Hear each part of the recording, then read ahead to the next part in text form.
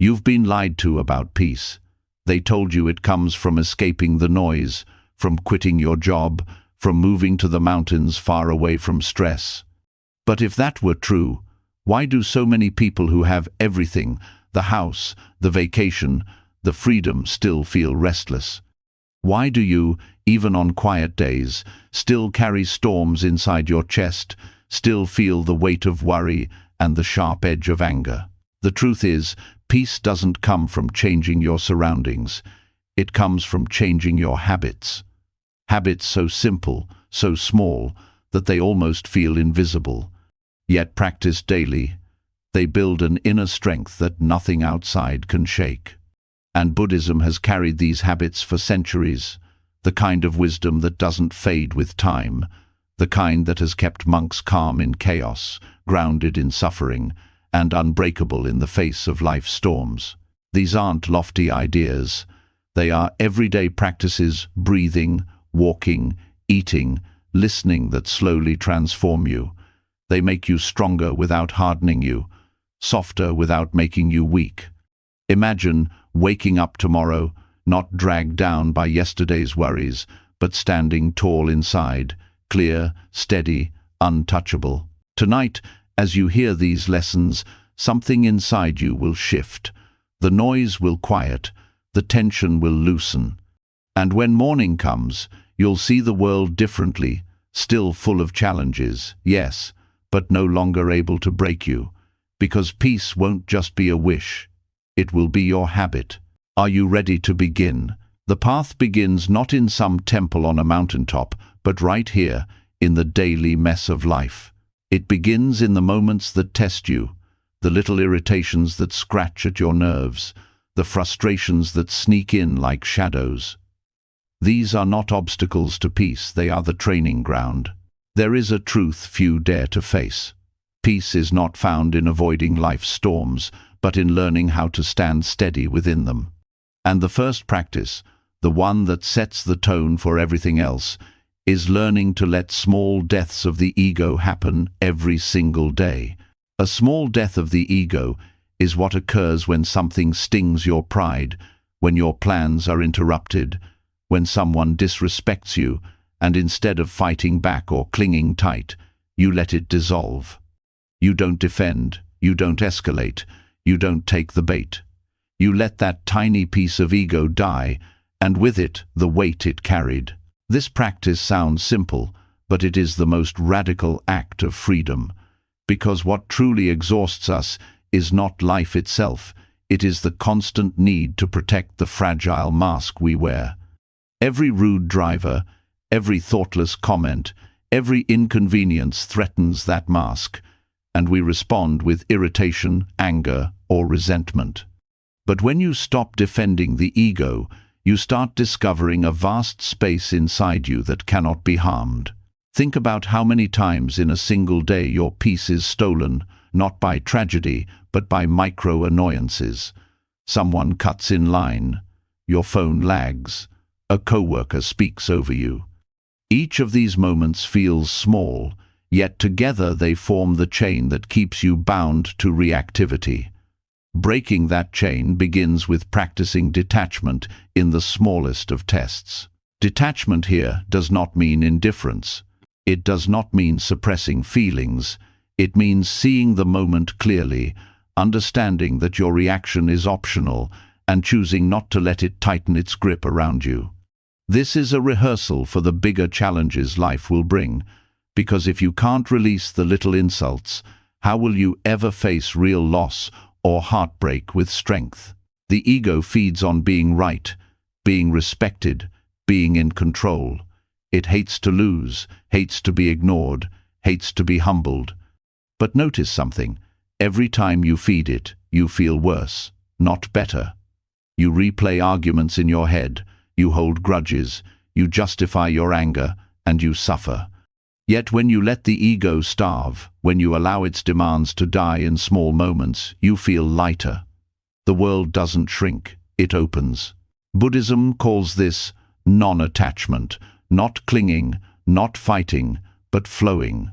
Life is like a river. The ego wants to dam it, control it, freeze it in place. But the river always moves, and if you fight it, you drown. If you let go, you are carried with less effort than you imagined. This daily practice can begin in the smallest ways. When you feel the urge to correct someone over something meaningless, stop. Let the ego's need to prove itself die right there. When someone forgets to thank you, notice the flicker of hurt pride and let it pass without feeding it. When traffic slows you down, recognize the frustration rising and release it before it becomes a storm. These are the little deaths that free you. Each time you succeed, you carve a new path in your mind. Neuroscience has shown that every thought and action strengthens certain neural circuits. When you react with anger, those circuits grow stronger. When you let go, a different circuit grows, one of calm and resilience. Over time, you rewire your brain to choose peace naturally. What once felt impossible begins to feel effortless. This doesn't mean you become passive or allow injustice to go unchallenged. It means you choose wisely what is worth your energy. Most battles the ego fights are meaningless. They waste time, drain your spirit, and leave you weaker. By letting go of the trivial, you conserve your strength for what truly matters. Think of great teachers and wise elders you admire. Notice how little it takes to disturb them. They don't flinch at insults. They don't cling to praise. They don't crumble when life shifts. That calm presence didn't appear overnight. It was built in daily rehearsals, in the silent victories of letting ego die one small death at a time. Here's the secret. These small deaths are not losses. They are births. Every time a piece of ego falls away, a new part of your true self emerges. A self that doesn't need constant validation, doesn't tremble at criticism, doesn't collapse when plans change. This self is not brittle, it is vast, unshakable, alive. Peace is not about creating a perfect environment. It is about training the mind to stay free, no matter the environment. You practice on the small annoyances so that when larger storms come, and they will, you are already prepared. The mind you have built will not betray you. Letting go in these micro moments also softens your relationships. Think about how many arguments begin not from real problems, but from small slights and wounded pride. One careless word, one tone of voice, one forgotten gesture. When you let your ego die instead of lashing back, you break the cycle. The argument never begins. Peace flows outward as well as inward. There is also humility in this practice. Every time you let go of ego's demand to be right, you remember that you are human, that others are human, and that perfection is not the point. Humility does not make you small, it makes you vast. When you no longer need to defend a fragile identity, you can meet others as they are, without masks. Some people fear that if they let go of ego, they will be weak, walked over, ignored. The opposite is true. Ego is fragile, it breaks easily, and when it breaks, you are thrown into chaos. True strength comes from the self beyond ego, the self that is not defined by praise or blame. That self is unbreakable. When you begin to practice this daily, you'll notice something subtle. The world feels less hostile. It's not that people change, it's that your lens changes. A rude comment no longer feels like an attack, just a passing sound. An inconvenience no longer feels like punishment, just part of the flow. Life becomes lighter, easier, freer. This is how peace grows, not in one grand leap, but in thousands of small steps. Each small death of ego clears space inside you, like pulling weeds from a garden, and in that space, peace naturally blooms. You might wonder, how do I know if I am really practicing this? The answer is simple. Notice how quickly you recover. In the beginning, you may still feel irritation, but instead of carrying it for hours, you let it go in minutes. With practice, minutes become seconds, and one day you realize the irritation barely rises at all. That is the sign of strength. Do not underestimate the power of these small deaths. They are the foundation for everything else: gratitude, compassion, clarity, wisdom. Without them, the ego keeps pulling you back into its endless battles. With them, you begin to live from a deeper place, where peace is not a fragile mood but a steady state of being. And when you face the inevitable bigger losses of life, aging, sickness, death, you will already know the path. You will already know how to release, how to surrender, how to remain steady. These daily rehearsals are not just about today. They are preparing you for the ultimate letting go. So, let today be your training ground. Notice the next small sting of pride, the next wave of irritation, the next interruption of your plans. In that moment, pause. Feel the ego demand attention, and then gently let it go. Let it die, and notice the peace that fills its place. That peace is not borrowed, it is yours. The practice of small deaths of ego is not glamorous, not dramatic, not something others will applaud. It is quiet, internal, almost invisible. But its impact is infinite, because each time the ego dies, the real you comes more alive. This is the path, steady, daily, simple. 1,000 little moments, each one a chance to die to the false and awaken to the true. And as you keep walking, one day you realize that what once felt like death was actually freedom. When the ego loosens its grip, life feels lighter. But peace is not built on letting go alone. It is also built on what we take in, on the way we nourish the body and the mind. Every meal becomes an unnoticed ritual of life and death, a moment where something living becomes part of us. Yet we rush through it, scrolling screens, lost in chatter, forgetting the depth of what rests before us. To eat with reflection is to see the chain of life that sustains you, to touch gratitude so real that even a single bite feels sacred. The 5 reflections before eating are not rules, but invitations. They invite awareness into the act of nourishment, transforming it from survival into practice. The first reflection is about the source of the food. Every grain of rice, every piece of fruit, every drop of water carries a story. Soil, rain, sunlight, and human hands all work together to bring it here. When this is seen clearly, food is no longer just a product. It is life itself passing through countless forms before entering yours. The awareness of origin deepens humility. You realize you are never eating alone, because inside every mouthful are clouds, rivers, farmers, and unseen lives. The second reflection is labor. Behind the meal lies effort. Someone planted seeds, someone harvested, someone transported, someone prepared. Even if you cooked it yourself, the chain of effort stretches back further than your eyes can see. When you pause before eating and hold this in mind, a sense of reverence grows. Carelessness fades. It is harder to waste, harder to eat in distraction, harder to take more than you need. Food becomes a testament of work, a bridge of effort linking thousands of lives to yours. The third reflection is purpose. Why are you eating? The body requires energy to live, but food has also become an escape, a drug, a comfort, a distraction.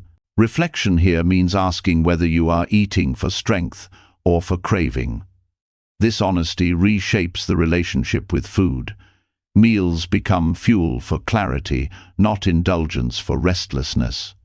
It does not mean denying pleasure, but seeing clearly whether pleasure is enslaving or liberating you. Eating with purpose disciplines the mind gently. Each bite reminds you of the path you have chosen, a life not wasted in mindless consumption, but directed toward growth. The fourth reflection is worthiness. This is not about guilt, but about integrity. Are your actions, thoughts, and words worthy of the nourishment you are receiving? To see food as a gift means recognizing responsibility. When you eat, you are not only feeding yourself, you are agreeing to use this energy for something meaningful. This habit softens greed and sharpens intention.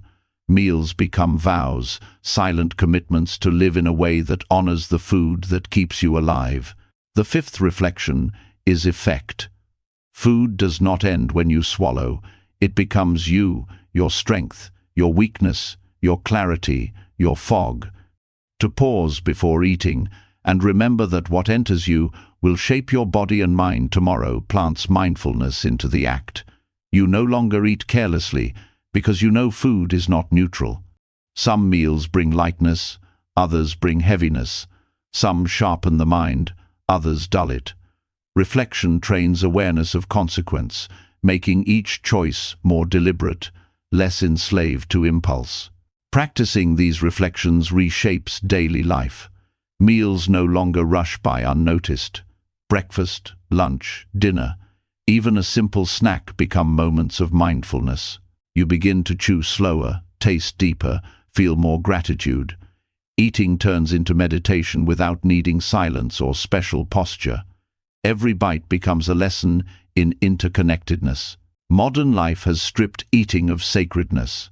Fast food, hurried lunches, distracted dinners have made us forget the depth of nourishment. But with these reflections, even a single sip of water can return to its true place as a miracle. The habit is simple: pause, reflect, eat with awareness. The transformation, however, is profound. Anxiety softens, gratitude grows, discipline strengthens, and peace becomes rooted in the most ordinary part of daily life. This practice also heals the restless relationship many people have with food. Constant craving, emotional eating, guilt after indulgence, all of these patterns weaken when you pause with the 5 reflections. Because the act of pausing interrupts impulse, the reflections build space between hunger and reaction, and in that space, clarity arises. You see whether you are eating to escape or to nourish, and that awareness itself changes the choice. The body becomes more balanced, the mind feels more present. Gratitude deepens naturally, and gratitude itself nourishes in ways food cannot. A grateful mind feels lighter, calmer, harder to disturb. It carries a quiet joy that spills into the rest of life. In this way, eating becomes more than survival. It becomes a daily meditation, a rhythm of mindfulness that grounds you again and again. These reflections, practiced daily, do not add complexity, they restore simplicity. They show that peace is not found in rare retreats but in the small rituals repeated each day. And when those rituals are infused with mindfulness, they cease to be ordinary. They become the soil of strength and calm that carries you everywhere. Eating with the 5 reflections is not a demand, but a gift. A chance to transform necessity into wisdom, to turn a daily act into a daily practice of peace.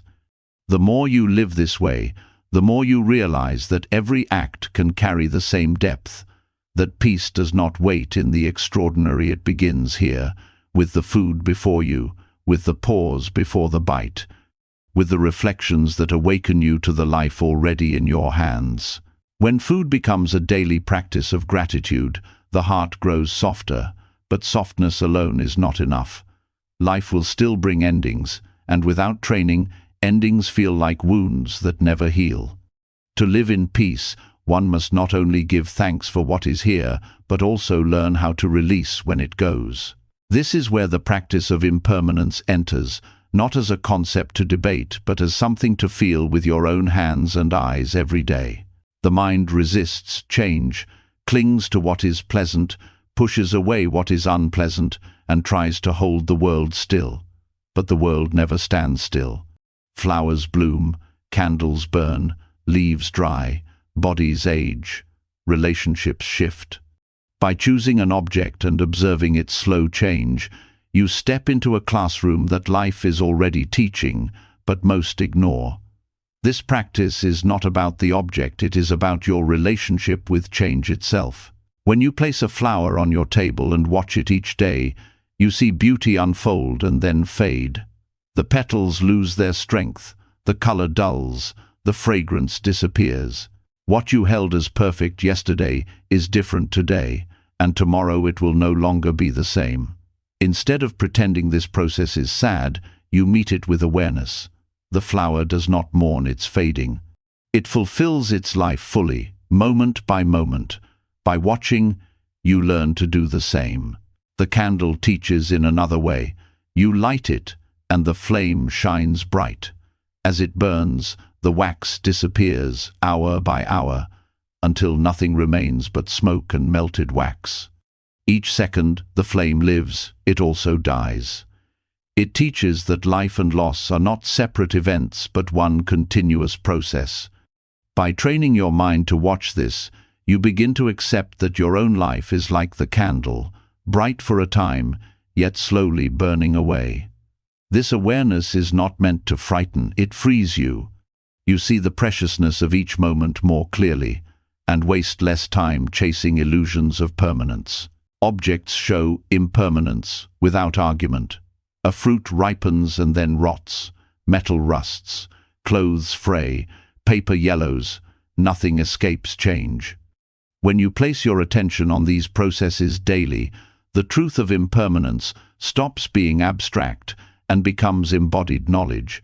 You don't just know it in your head, you feel it in your heart. And that feeling makes it easier to face change in your own life. This practice has profound effects on attachment. When you hold a beloved object and see that it too will age and dissolve, you begin to release the desperate clinging that creates suffering. You can still love deeply, still carefully, but without fear of loss consuming you. Love becomes more open, more free, because it does not demand forever. Observing impermanence through objects also trains patience. Watching slow change requires waiting. A flower does not wilt in an instant, nor does a candle melt in one breath. You return to the object daily, and each day you notice subtle shifts. This daily noticing sharpens your awareness, teaching you to see the fine details of change in life as well. You become less surprised when things shift, more ready to adapt, more at peace with uncertainty. There is a gentle discipline in keeping an object for this purpose. It becomes a mirror of your own resistance. Some days you may feel sorrow as the flower fades, other days indifference, other days wonder. The object reflects your mind back to you. By staying with it, you begin to notice how much of your suffering is not in the change itself, but in the story you attach to it. The practice also extends beyond the object. Once you train the mind this way, you begin to see impermanence everywhere. You hear it in the fading sound of a bell, see it in the shifting light of afternoon, feel it in the rhythm of your breath appearing, dissolving, appearing again. Life becomes a flow rather than a fight, and with that realization comes peace. Learning impermanence through objects also builds resilience. When real loss arrives, a friendship ends, health declines, a loved one passes, you are not unprepared. You have rehearsed through the small deaths of petals, the slow dimming of flames. You have already trained the mind not to grasp, not to deny, not to despair. Loss is still painful, but it no longer breaks you. There is also beauty in impermanence that only reveals itself with attention. The faded flower holds a fragile charm different from its bloom. The melted candle leaves patterns unique to its burn. Rust creates colors the metal never had in youth. By watching, you discover that every stage carries its own form of beauty, and this shifts the way you see your own life. Aging, instead of being feared, becomes another expression of beauty. This daily habit does not require grand effort. A single flower in a glass, a candle lit each night, a piece of fruit on your counter, all become teachers if you let them. The key is consistency. By returning every day, you train the mind not to forget. Consistency turns knowledge into habit, and habit into strength. With time, you realize that impermanence is not your enemy, but your greatest ally. Because without impermanence, no pain would end, no joy would arise, no growth would be possible. The seed would never become a tree, the child would never become an adult, and sorrow would last forever. Impermanence is the fabric of freedom. By training with small objects, you learn to see this truth clearly, until even in the hardest moments, you can whisper to yourself, "This too will change." Living this way does not numb you, it makes you more alive. Every sip of tea, every glance at the sky, every breath carries depth when you know it will not return. You stop postponing life, stop waiting for better moments, and instead meet this moment fully. That is the gift of impermanence. The practice of observing objects is simple, but simplicity is its power. It strips away excuses, leaves no place for avoidance. It reminds you daily that clinging is futile, that release is possible, that peace is found not by holding but by letting flow. And as you continue, you see that what once felt like loss is actually the path to freedom. By watching a flower fade, you learn to release pride. By watching a candle burn, you learn to release fear. By watching fruit rot, you learn to release control. And each release clears space for peace to settle deeper into your being. In this way, impermanence becomes not a shadow hanging over life, but the light that reveals its true value. Every change, every ending, every shift becomes a reminder to live fully now, to love deeply now, to walk gently now, because nothing will stay, and that is precisely why everything matters. When the truth of impermanence settles into the heart, life feels less heavy. The fading of flowers, the passing of sounds, the quiet shift of breath, all whisper that nothing is fixed. But even with this awareness, the mind still clings to noise. Thoughts run endlessly, words spill too quickly, gestures carry hidden tension. To truly live in peace, the mind needs rest. And rest is not found in distraction, it is found in silence. Silence here is not only the absence of speech, it is the quieting of the whole being, a retreat from constant signaling, explaining, defending, and performing. At home, where habits run strongest, creating silence becomes a radical act. It interrupts the cycle of noise that never stops, the television humming, the phones buzzing, the endless conversations that often say nothing. Noble silence is different from ordinary silence because it carries intention. It is not cold withdrawal or avoidance. It is a practice of deep resetting. Dedicating a time each day to silence transforms the atmosphere of a home. It softens conflicts before they arise, clears out mental clutter, and allows energy to gather again. When no words are spoken, the heart learns to listen. When gestures pause, the body learns to relax. When even facial expressions rest, the mind unclenches. This quiet is not emptiness, it is fullness without disturbance. Silence reveals what speech often hides. When the noise of talking falls away, you begin to notice the undercurrent of your emotions, the tension in your body, the restlessness in your mind. At first, this can feel uncomfortable, even unbearable. But the discomfort is a doorway. It shows you what you carry beneath the surface. With time, the silence becomes medicine, soothing the hidden wounds, slowing the racing mind, settling the storm. In a home, silence is not only for the one practicing, it spreads like fragrance. Children feel it, partners sense it, even pets relax within it. A household with moments of noble silence is not cold or empty, it is a place where presence is honored. The energy of such a space changes the way everyone moves within it. Arguments reduce, anxiety softens, appreciation grows. Silence also sharpens awareness of words. When you practice not speaking, you begin to see how much of daily speech is unnecessary, repetitive, or careless. You notice how often words are used to fill space rather than to share meaning. This recognition brings wisdom. When you do speak again, words become more deliberate, more kind, more aligned with truth. Speech becomes a gift rather than a reflex. The body, too, learns through silence. Gestures that often carry irritation or impatience, rolling eyes, sighing, crossing arms fall away. The face rests, no longer forced into smiles or frowns. This release brings deep rest to the nervous system. Silence becomes a healing bath, not only for the mind, but for the body itself. To dedicate silence each day does not require long hours. Even a short period set with intention reshapes the rhythm of the whole day. Early morning silence creates clarity for everything that follows.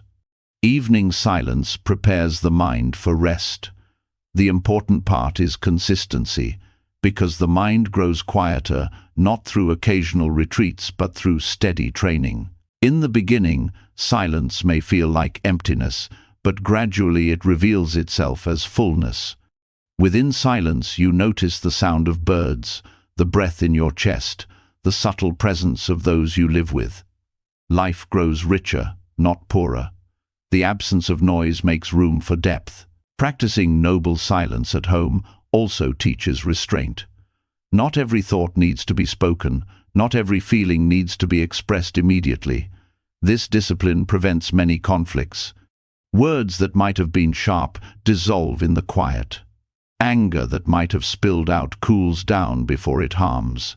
In this way, silence protects relationships. It is not suppression, it is protection through wisdom. Silence opens a door to mindfulness. Without the distraction of words, awareness can turn inward. The mind begins to notice its own patterns, the way thoughts arise and fade, the way moods shift. This awareness is the root of transformation. By seeing the mind clearly, you are less controlled by it. Noble silence is not passive, it is an active practice of liberation. At home, where habits run deep and tensions often build, silence is especially powerful. Families rarely practice silence together, yet those who do discover a new dimension of connection.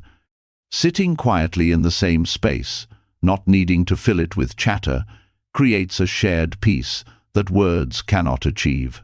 Relationships deepen without speaking, because presence itself becomes communication. The practice also restores energy. Constant noise drains attention. The brain burns energy, processing endless words and signals. Silence gives the mind a chance to recharge. After silence, thoughts feel clearer. Creativity awakens, focus strengthens. What once felt overwhelming becomes manageable. Silence is not a waste of time. It is the ground from which clarity grows. For many, silence feels frightening because it exposes emptiness inside. But meeting that emptiness is essential. It is not a void to fear, but a space that reveals truth. Within silence, the self that is built on performance and defense begins to soften. What remains is a deeper presence, one that does not need constant validation. This presence is strong, peaceful, and free. Silence also teaches humility. Without words, you are no longer the center. You stop pushing your thoughts into the world and instead allow the world to reveal itself to you. This humility is not weakness. It is the wisdom of listening. Through silence, you hear life more clearly than through endless speaking. To practice noble silence at home requires intention, boundaries, and respect. It may mean turning off devices, asking others for cooperation, or creating a simple ritual like lighting a candle to mark the beginning and end.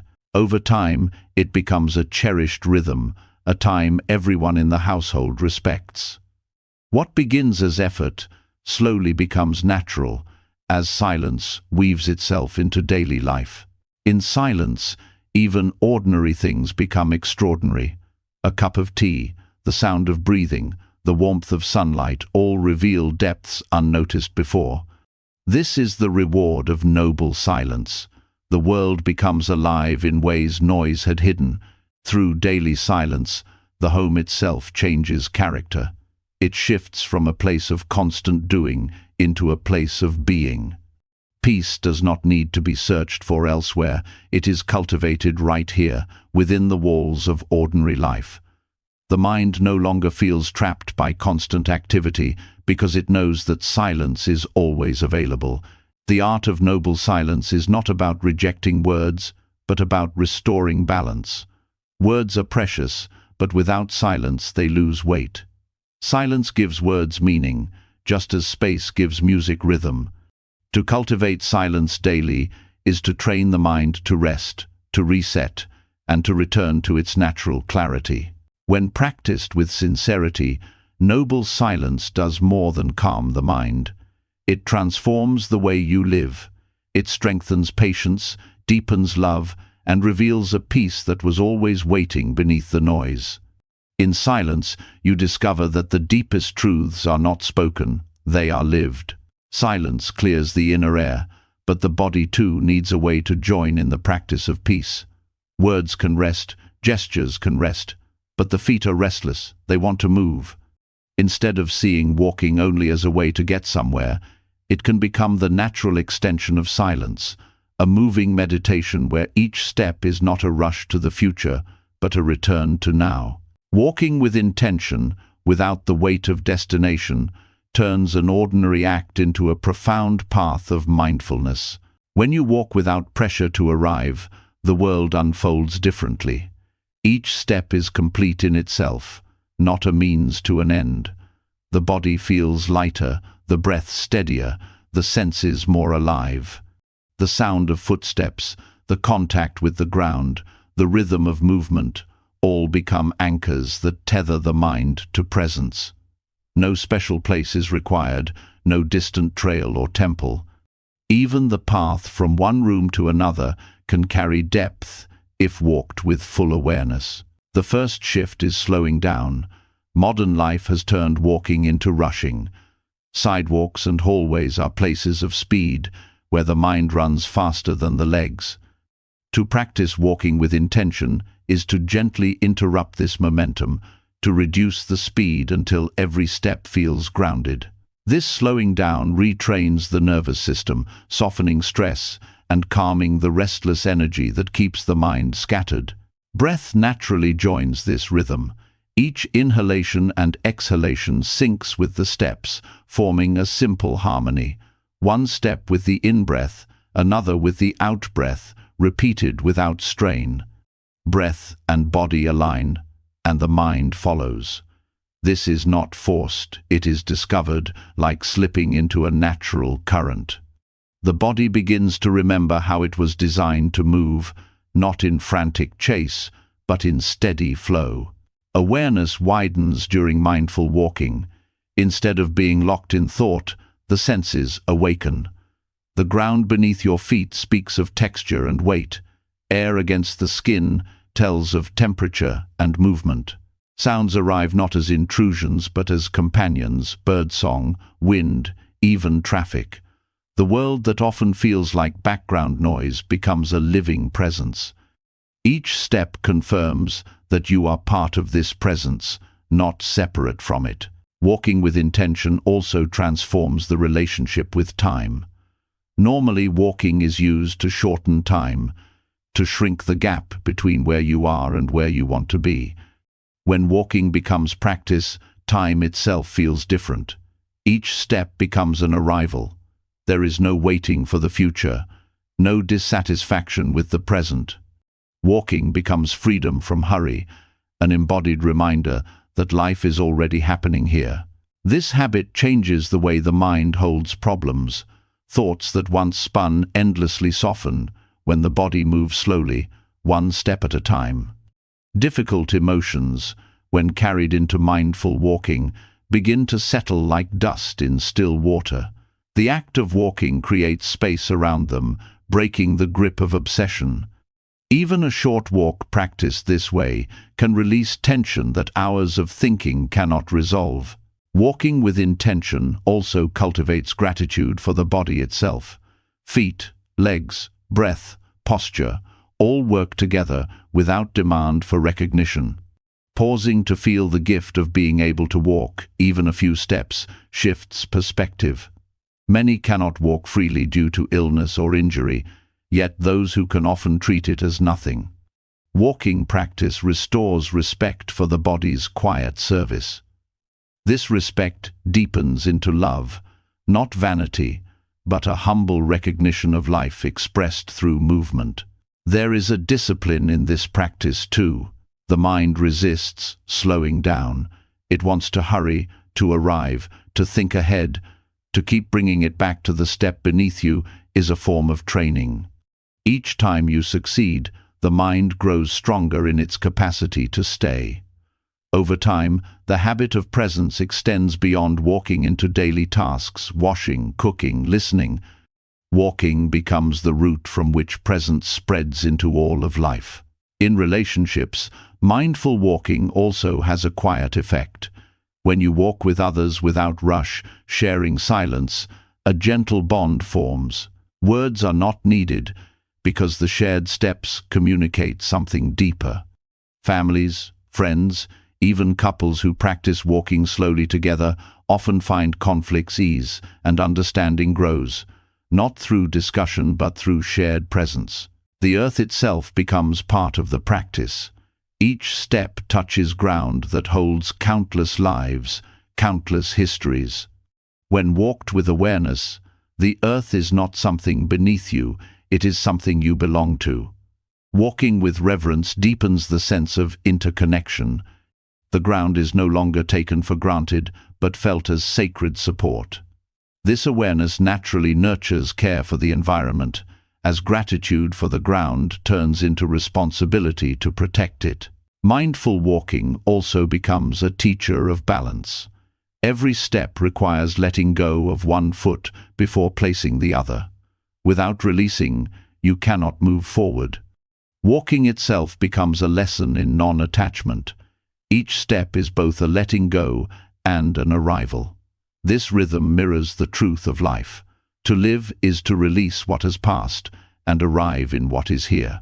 Even short daily walks practiced with intention create lasting transformation.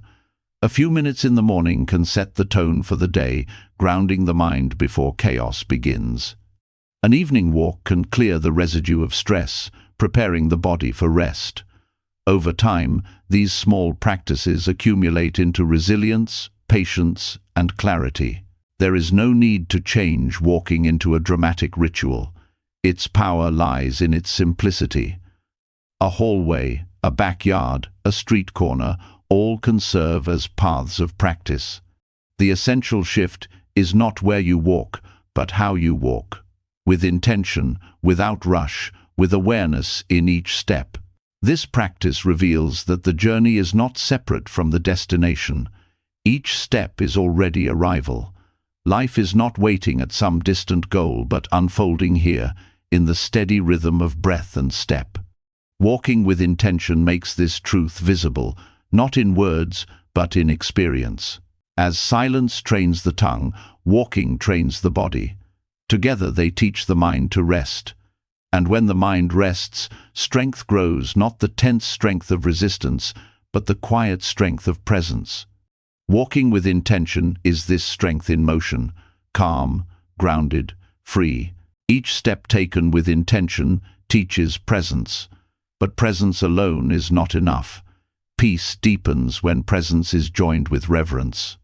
To walk mindfully is to honor the ground beneath you, but to live mindfully is to honor the people before you. Not through spoken praise, not through outward gestures that can feel forced, but through an inner bow that silently acknowledges the worth and struggles of every person you encounter. This is the habit of bowing inwardly, and it transforms ordinary interactions into sacred exchanges. Bowing inwardly does not mean lowering your head or folding your hands every time you meet someone. It is an attitude of the heart, a silent recognition that each person carries a story you cannot see. Some carry invisible wounds, some carry silent joys, some carry battles they have not spoken of to anyone. To bow inwardly is to say, without words, I see that you are human, just like me, and I respect the journey you walk. This quiet acknowledgement dissolves judgment before it takes root. The mind is quick to categorize friend, stranger, rival, inferior, superior. These labels shape our reactions and close the heart. An inward bow cuts through these categories. It reminds you that behind every label is a being with fears, dreams, and dignity. By practicing this, you disarm the automatic harshness of the mind. Even brief encounters, a cashier, a bus driver, a co-worker, become opportunities to cultivate compassion rather than indifference. The power of this practice lies in its invisibility. No one knows you are doing it, and yet the energy it creates subtly shifts your presence. You speak softer, listen better, act with more patience. Others feel this without being told. Relationships grow warmer, not because you lecture yourself to be kind, but because reverence flows naturally from within. Bowing inwardly also softens arrogance. The ego thrives on comparison, seeking to elevate itself above others. But when you silently bow to those you meet, you dismantle this hierarchy. You see that no one is beneath you, no one above you. Each life holds weight, even if the world does not recognize it. This humility does not weaken you, it grounds you. By bowing inwardly, you free yourself from the exhausting need to dominate or impress. This practice extends even to those who hurt you. To bow inwardly to someone who insults or dismisses you is not to excuse their actions, but to acknowledge that they too are shaped by pain and ignorance. You silently honor their humanity, while not feeding their harm. This inner bow protects your heart from bitterness.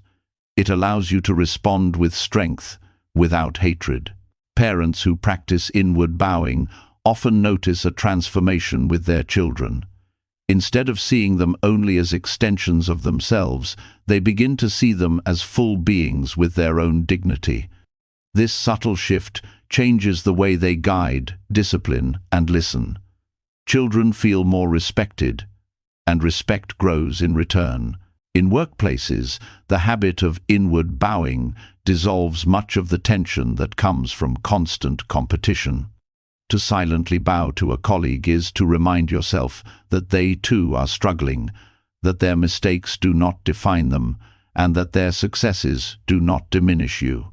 This creates an environment of quiet cooperation, even when nothing is spoken. There is also a healing effect on loneliness. Many people feel unseen, invisible in the rush of life. When you practice inward bowing, you train yourself to truly notice others, even in passing. A silent recognition, though invisible to them, changes the way you carry yourself. It restores your sense of connection to the wider human family, reminding you that you are never isolated, only often unaware. The habit also deepens gratitude. When you silently bow to those who serve you, a farmer who grew your food, a worker who built your home, a stranger who cleans the streets, you cultivate awareness of how interdependent life island. Gratitude grows not only for the visible kindness around you, but for the unseen labor that sustains your life every day. Bowing inwardly can even be extended to yourself. When shame or self-criticism arises, bowing inwardly to your own being acknowledges that you too carry struggles and deserve compassion. This self-bow is not indulgence, it is fairness. It allows you to treat yourself with the same dignity you wish to give others. Over time, this inner practice shifts the very structure of perception. Instead of scanning others for flaws, you begin to see their shared humanity first. Instead of reacting with irritation, you pause with recognition. This pause is powerful. It changes the trajectory of countless interactions, steering them away from conflict and toward respect. The habit does not require special effort. It can be as subtle as a single breath when meeting someone's eyes, as quiet as a mental nod when passing a stranger on the street. What matters is the sincerity. Even if the other person never knows, your heart knows, and it becomes lighter with each bow.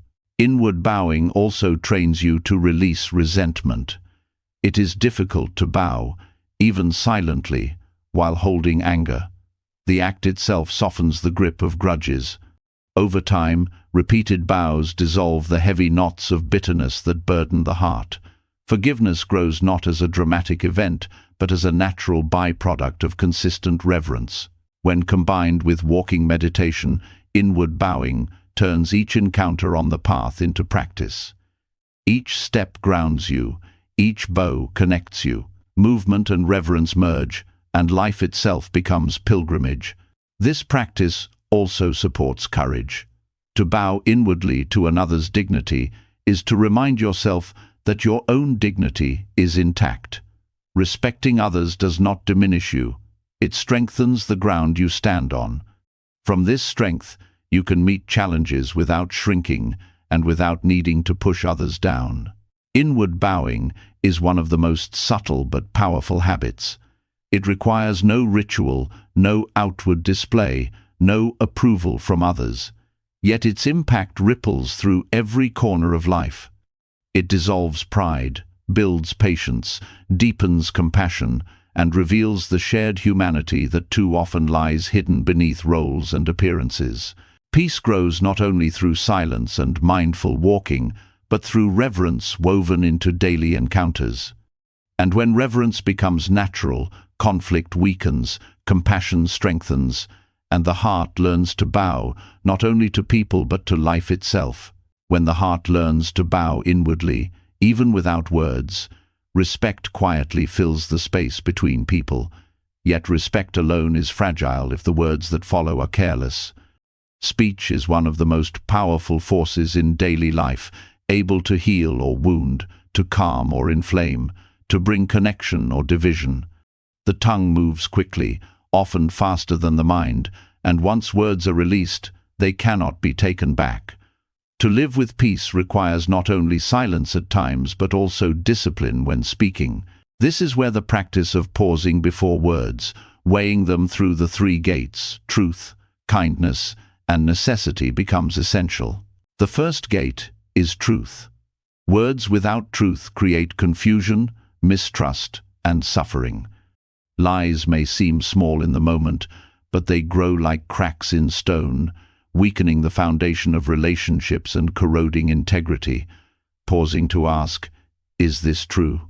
interrupts the reflex to exaggerate, conceal, or twist facts. Truth here is not harsh bluntness, it is clarity without distortion. Even silence can be more truthful than words that hide reality. By passing words through the gate of truth, you anchor yourself in honesty, and honesty brings freedom from the weight of deception. The second gate is kindness. Words can be true yet still cut like blades. To ask, "Is this kind?" reminds the speaker that truth is best delivered with compassion. Kindness does not mean avoiding difficult conversations. It means shaping speech in a way that preserves dignity and reduces unnecessary harm. When truth and kindness meet, words gain power without cruelty. They reach the listener not as attacks but as guidance or support. This practice reshapes the tone of communication, softening harshness and building trust. The third gate is necessity. Many words are true and even kind, but not necessary. Endless talking drains energy, distracts the mind, and fills silence with noise. The gate of necessity asks, "Does this need to be said now?" If the answer is no, silence is stronger. Speaking only what is necessary sharpens language into something meaningful. It protects others from being overwhelmed and preserves attention for what matters. By practicing this, speech becomes lean, deliberate, and valued. These three gates together act as guardians at the threshold of the tongue. Without them, words escape unchecked, often leaving regret. With them, speech slows down, thought deepens, and peace expands. The practice does not silence you permanently, it refines your voice, so that when you speak, your words carry weight, clarity, and care. Pausing before speech also cultivates mindfulness. The pause itself interrupts the rush of emotion. Anger, impatience, and anxiety often push words out before the mind has caught up. By training yourself to stop, even for a breath, you give space for wisdom to enter. That space is where choice lives, the choice to speak differently or to remain silent. Over time, this habit rewires the mind. Reactivity fades, and thoughtful response grows natural. In relationships, the three gates act as protectors. Many conflicts begin not from actions, but from careless words. A sharp remark, an unnecessary criticism, a reckless comment can ignite arguments that last for days. When speech passes through the gates, such sparks never ignite. Truthful, kind, and necessary words strengthen bonds instead of straining them. Families, friendships, and partnerships all benefit from this simple discipline. In workplaces, the practice shifts culture. Meetings often overflow with unnecessary talk, half-truths, and harsh judgments disguised as honesty. By pausing before speaking, you contribute differently. Your words become rare, but when they come, they carry impact. Colleagues begin to listen more carefully, and your presence commands quiet authority. Speech filtered through the gates does not only protect peace, it builds respect. There is also a subtle effect on self-perception. Words shape not only how others see you, but also how you see yourself. Each time you speak truthfully, kindly, and with necessity, you reinforce an inner image of integrity. You begin to trust your own voice, knowing it will not betray your values. This inner trust quiets doubt and strengthens confidence without arrogance. The practice also dismantles gossip. Gossip thrives on words that fail all three gates: half-true, unkind, and unnecessary. By pausing, you notice the urge to spread stories or opinions that harm. With discipline, you stop the cycle, refusing to let your voice become an instrument of division. This refusal protects not only others, but also your own peace, because gossip always circles back to wound those who indulge in it. Children raised with the example of three-gated speech learn early that words matter. They grow in environments where language uplifts instead of tears down, where honesty is valued, and where silence is not feared. They learn that restraint is strength, not weakness, and that kindness is not softness, but wisdom. Such children carry these habits into adulthood, spreading the effect outward across generations. The habit also supports forgiveness. When anger rises, the tongue longs to strike. By pausing, you give anger time to cool. The words that might have deepened wounds dissolve before they are spoken. This prevents scars in relationships that might otherwise take years to heal. Forgiveness often begins not with grand gestures, but with the simple act of not saying something harmful in the heat of the moment. To live by the three gates is to value silence as much as speech. Silence becomes not emptiness, but choice, a sign of discipline rather than lack.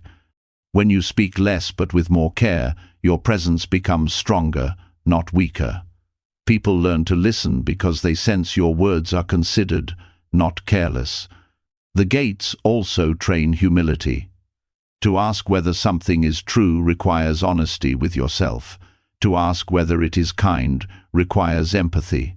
To ask whether it is necessary requires restraint. Each gate reminds you that speech is not about proving yourself, but about serving peace. This humility transforms the act of speaking into an act of practice. The discipline of three-gated speech also cultivates patience. Words spoken too quickly often cause harm. Words shaped by patience carry healing. By slowing down, even slightly, you develop endurance against impulsive expression. Patience in speech spreads to patience in thought and action, strengthening the whole character. This practice is not about perfection. There will be times when words slip through unexamined, but each time you notice and return to the gates, the habit strengthens. Over months and years, the change becomes clear not only to you, but to those around you. Peace grows not as an abstract idea, but as the living fruit of disciplined speech. To pause before speaking is to honor the weight of language.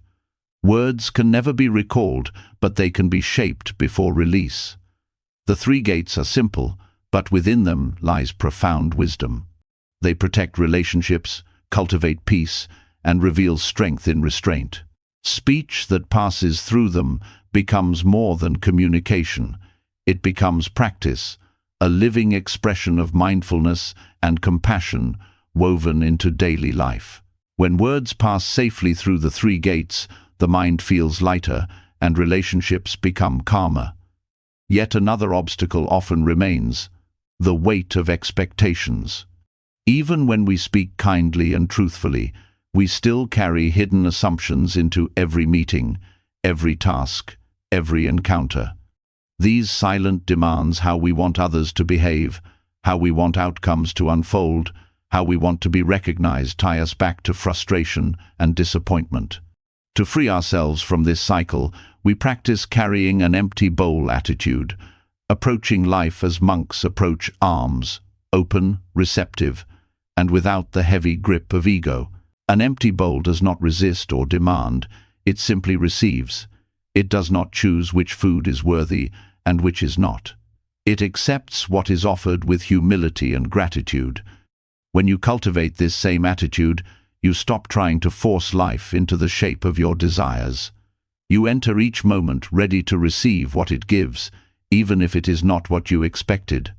This openness dissolves much of the suffering that comes from clinging to outcomes.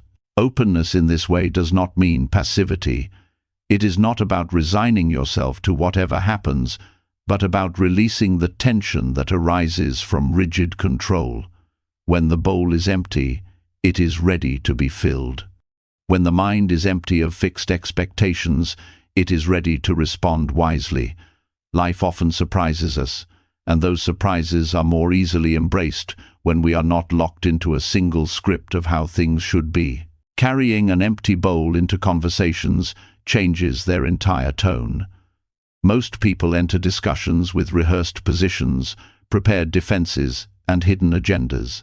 This prevents true listening. When you set these aside and approach with emptiness, you hear more clearly, you notice nuances, you understand perspectives without judgment. Others sense this openness and feel safer, more willing to share honestly. The conversation shifts from debate to dialogue, from collision to connection. The same principle applies to work. Many frustrations in tasks come not from the task itself, but from the story we attach to it. We expect it to be easy, or we expect recognition, or we expect perfection. When reality differs, we resist, complain, or lose focus. With an empty bowl attitude, you approach each task without preloaded frustration. You give your full attention to what is in front of you, free of demands for how it should unfold. This not only improves the quality of work, but also makes the process lighter. This practice also reveals hidden lessons. When you arrive empty, you are able to see what is offered even in situations that appear unhelpful. An unpleasant coworker becomes a teacher of patience. A difficult project becomes a teacher of persistence. A mistake becomes a teacher of humility. Without an empty bowl, you dismiss these lessons because they do not match your expectations. With openness, every experience contributes to growth. Carrying an empty bowl attitude also softens the grip of ego. Ego thrives on expectations, how others should treat you, how life should reward you, how things should always go in your favor. Each unmet expectation feeds anger and resentment.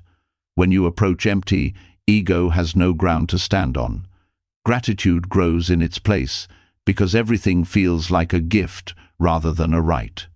Even small gestures, like a smile from a stranger or a moment of rest, carry weight when received into an empty bowl. This practice is not easy because the mind clings naturally to plans and control. But with daily effort, you begin to notice when expectations arise. Each time you feel frustration, you can pause and ask, what expectation am I holding right now? By letting it go, you return to emptiness. The bowl is cleared again, ready to receive without resistance. In relationships, this attitude prevents disappointment from poisoning love. Many people burden their partners or friends with silent expectations, constant understanding, perfect behavior, unending attention. These are impossible to meet. Disappointment then breeds resentment. When you carry an empty bowl, you meet others as they are, not as you demand them to be. You receive what they offer: kindness, presence, effort, without measuring it against a hidden standard. This frees relationships from the heavy chains of judgment. Children especially benefit from this practice.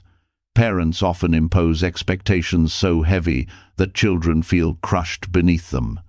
Grades, achievements, behavior, all become measures of worth. When a parent learns to meet their child with an empty bowl, the child feels truly seen. Growth arises naturally when nurtured in acceptance, not when squeezed into rigid molds. This habit also reshapes spiritual practice itself. Many approach meditation, prayer, or reflection with expectations. Calm must come, clarity must appear, peace must arrive. When these do not, frustration grows. But true practice is not about forcing states of mind. It is about arriving empty and receiving whatever comes.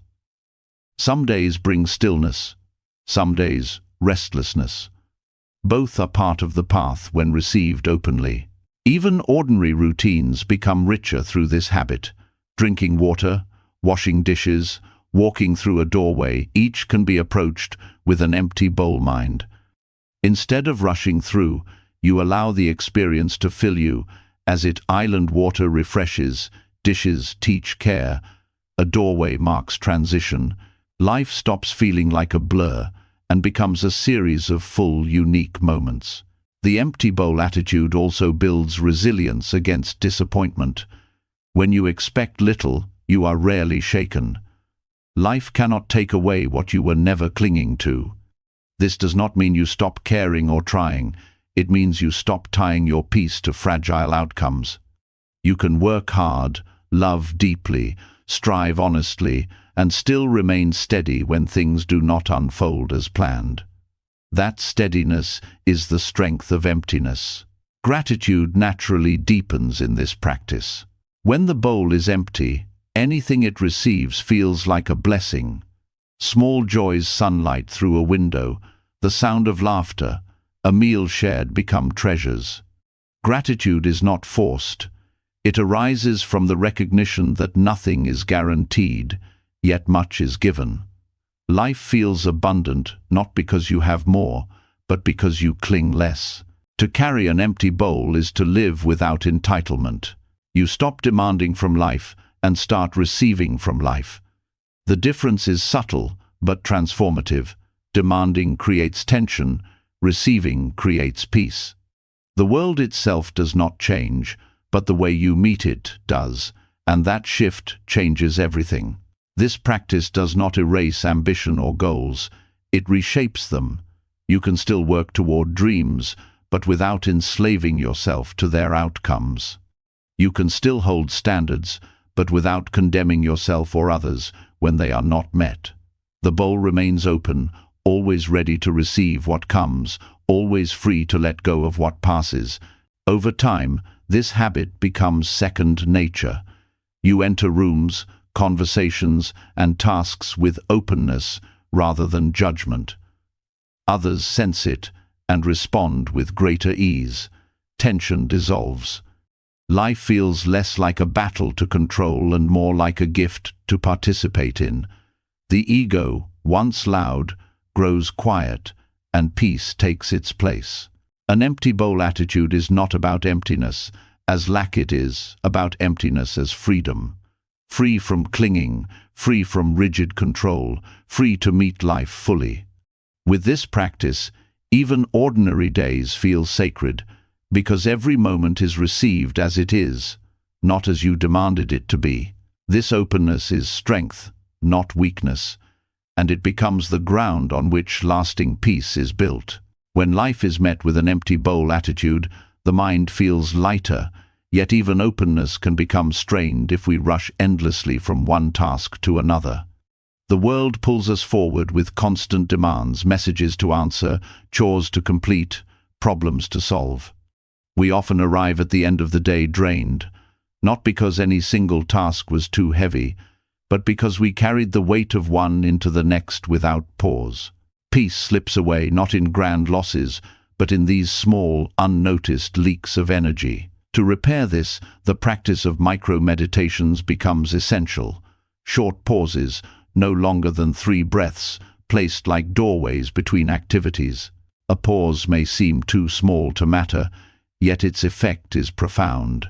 3 breaths create a clear line between what has ended and what is beginning.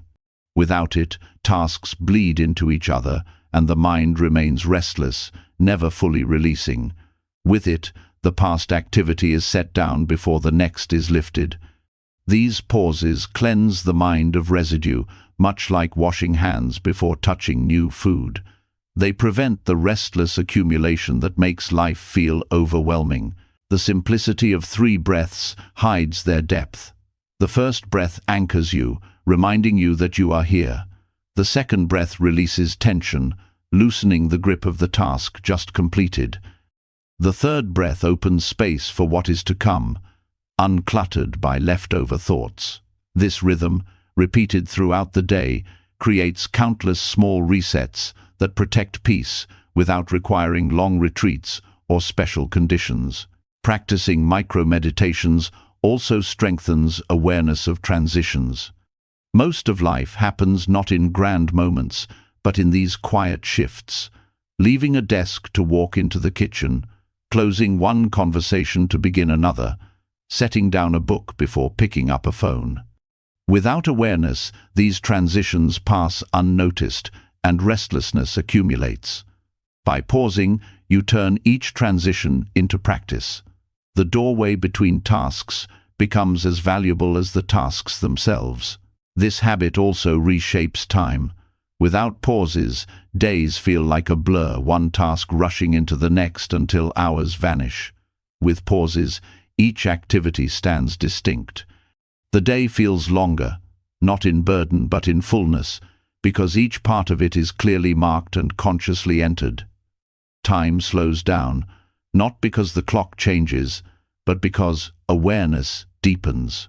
Micro-meditations also protect relationships. Often, irritation from one situation spills into the next. Frustration at work is carried into a conversation with family. Distraction from a phone call bleeds into dinner.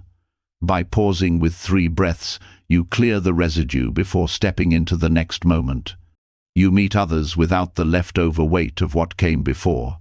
This creates more presence, more patience, more genuine attention. The nervous system benefits greatly from these small pauses. Constant motion keeps it locked in alertness. Short breaks of breathing allow it to reset, activating calm rather than constant stress. These repeated resets throughout the day prevent exhaustion, making energy steadier and clearer. By the evening, you feel less drained, not because you did less, but because you carried less tension forward. The practice is also a teacher of letting go.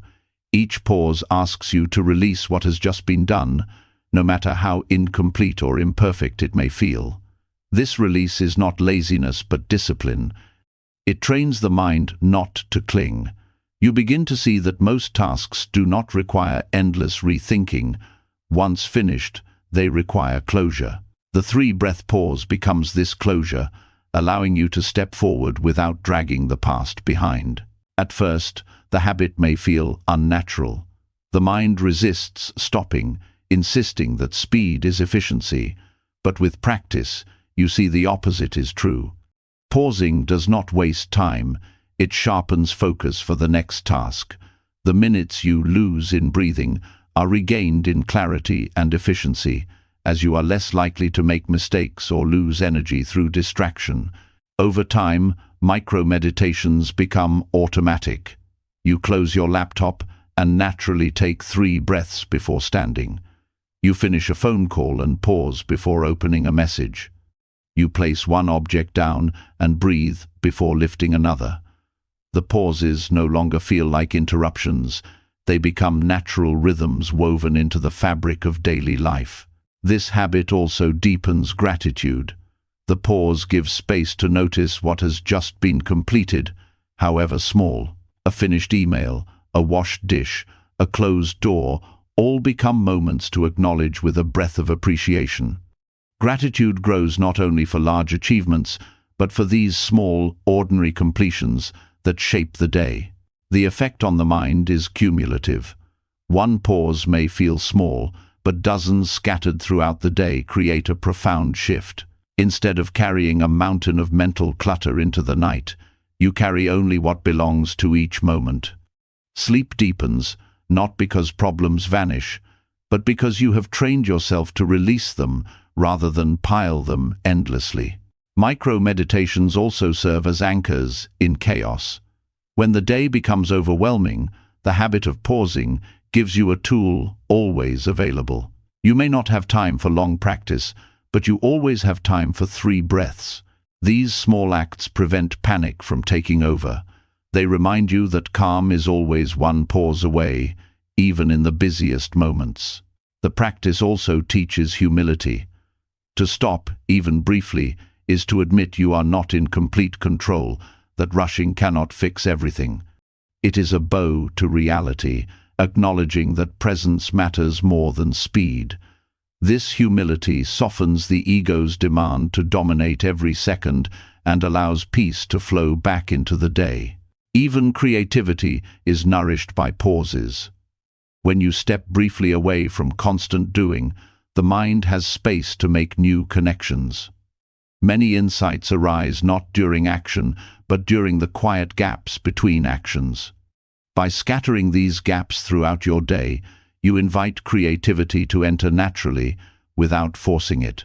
Micro-meditations are not about escape, but about presence. They do not remove you from life, they return you to it. By pausing, you step fully into what is here, instead of rushing past it. This practice does not add new burdens, it lightens existing ones. It is not another task to complete, but a way of entering tasks with less weight. As the empty bowl teaches openness, micro-meditations teach rhythm. Together, they dissolve restlessness and bring steadiness. Each pause becomes a reminder that peace is not far away, not hidden in special places, but accessible in the space of 3 breaths. Through this habit, life regains balance, and even the busiest day holds moments of deep stillness. Short pauses between tasks teach us to carry less, to reset before moving on. Yet even with this practice, suffering can still grow when we add weight that does not belong. Pain by itself is often sharp but brief. What keeps it alive is the mind's habit of striking again, of turning one wound into 2, one arrow into many. The first arrow may be unavoidable, the hurt, the mistake, the loss, but the second arrow is one we fire at ourselves. Learning to release this habit is one of the most freeing disciplines in daily life. The second arrow takes many forms. A criticism from someone else is the first arrow, but the replay in your head, telling yourself you are worthless, is the second. Physical pain is the first arrow, but the story that life is unfair or that you are cursed is the second. Disappointment is the first arrow, but resentment that you deserved better is the second. This habit is so deeply ingrained that most people believe it is natural, yet it is only conditioning something that can be unlearned. The first step is awareness. You cannot release what you do not notice. By paying attention, you begin to catch the moment when pain arrives and the mind rushes to add commentary. The sting of the first arrow is sharp, but the second arrow is subtle, slipping in through judgment, blame, or endless analysis. Awareness breaks the cycle. Even a small pause, a recognition of "this is the second arrow," is enough to weaken its power. Releasing the second arrow does not mean denying pain. It means meeting pain without multiplying it. When a friend cancels plans, you may feel sadness. That sadness is natural. But if you add the thought, "I must be unimportant, no one values me," you have doubled the suffering. By staying with the raw feeling, just sadness, you allow it to rise and fall like a wave. It passes more quickly when not bound by stories. This practice builds resilience because it shifts focus from controlling the world to controlling the mind's reaction. You may not stop every insult, accident, or loss, but you can stop feeding them with extra arrows. Each time you succeed, you prove to yourself that suffering can be reduced, not by changing circumstances, but by changing habits. This realization is empowering. It returns peace to your own hands. The second arrow habit often grows strongest in self-criticism. Many people strike themselves harder than anyone else ever could. A small mistake becomes proof of failure. A missed opportunity becomes a lifelong regret. By noticing this pattern, you begin to see how unfairly you treat yourself. Releasing the second arrow means offering yourself the same compassion you would give to a friend. You would not tell a friend, "You are worthless," because you made an error. Why tell yourself? Each time you resist self-attack, you soften the habit of cruelty within. The practice also heals relationships. Often anger toward others is not from the first arrow, but from the second. Someone speaks harshly, and instead of letting the pain pass, you build resentment, replaying their words, imagining their intentions. This multiplies suffering and poisons the connection. By refusing to fire the second arrow, you reduce anger's grip. You may still address the behavior, but without dragging resentment into it. This allows for clearer communication and less lasting harm. Letting go of the second arrow also trains patience. Pain demands immediate reaction. The second arrow comes when you respond too quickly. By waiting, even a few breaths, you give space for the urge to attack to fade. In that space, perspective grows. The mind that wanted revenge a moment ago may now see the situation differently. Pausing turns reaction into choice. The body, too, benefits from this practice.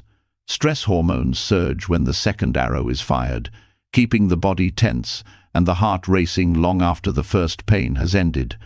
By stopping this habit, the nervous system calms more quickly. Physical recovery improves when the body is not burdened by emotional reactivity. Many chronic tensions are not from the first arrows of life, but from the second arrows we shoot daily without noticing. This habit also affects time. The first arrow is momentary. The second arrow stretches pain across hours, days, even years. People carry grudges for decades, not because the first wound lasted, but because the second arrow was never dropped. To release it is to free yourself from being chained to the past.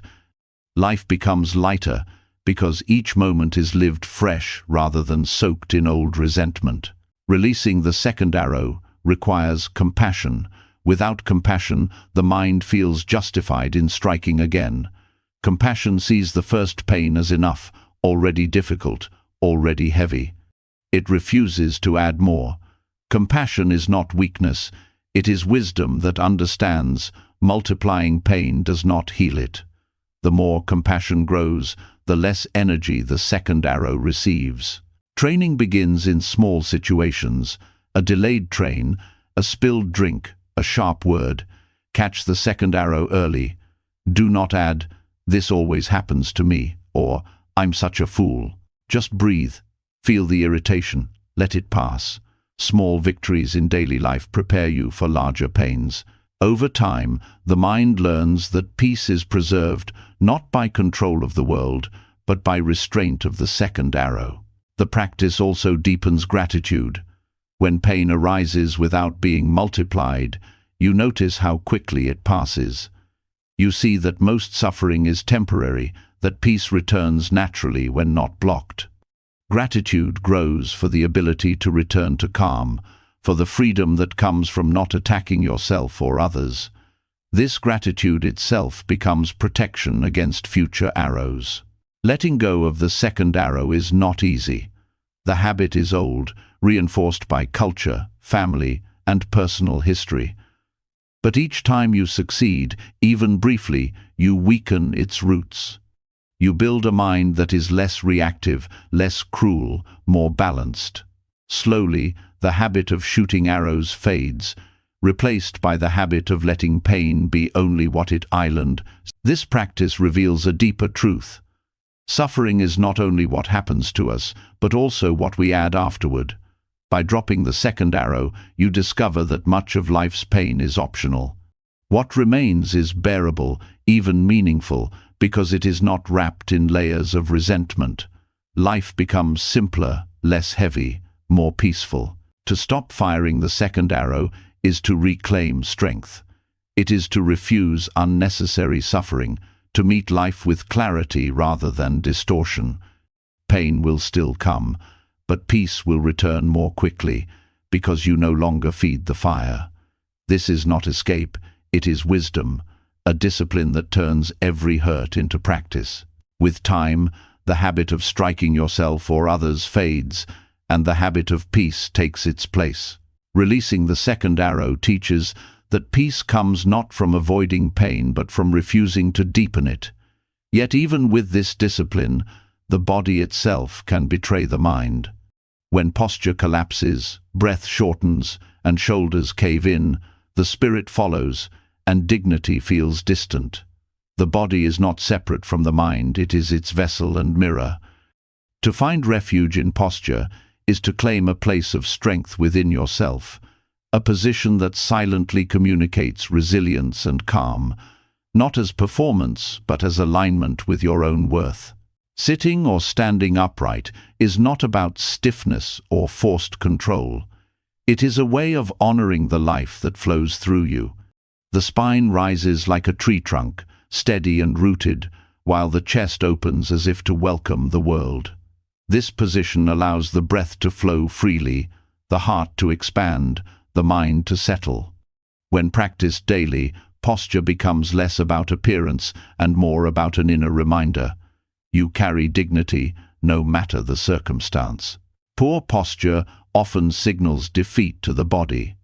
Slumped shoulders, bent neck, and compressed lungs tell the nervous system that something is wrong, even when nothing has happened. This creates a cycle where body and mind reinforce each other in heaviness. Correcting posture interrupts that cycle.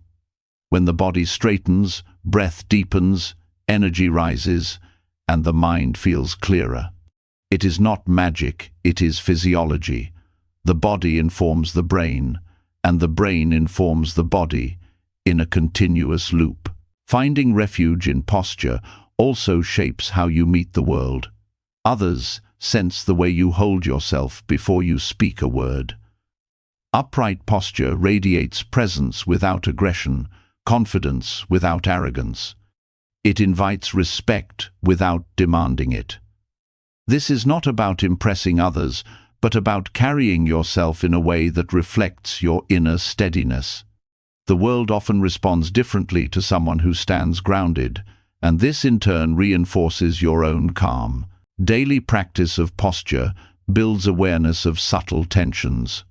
Most people are unaware of how often they hunch, tighten the jaw, or lean unconsciously.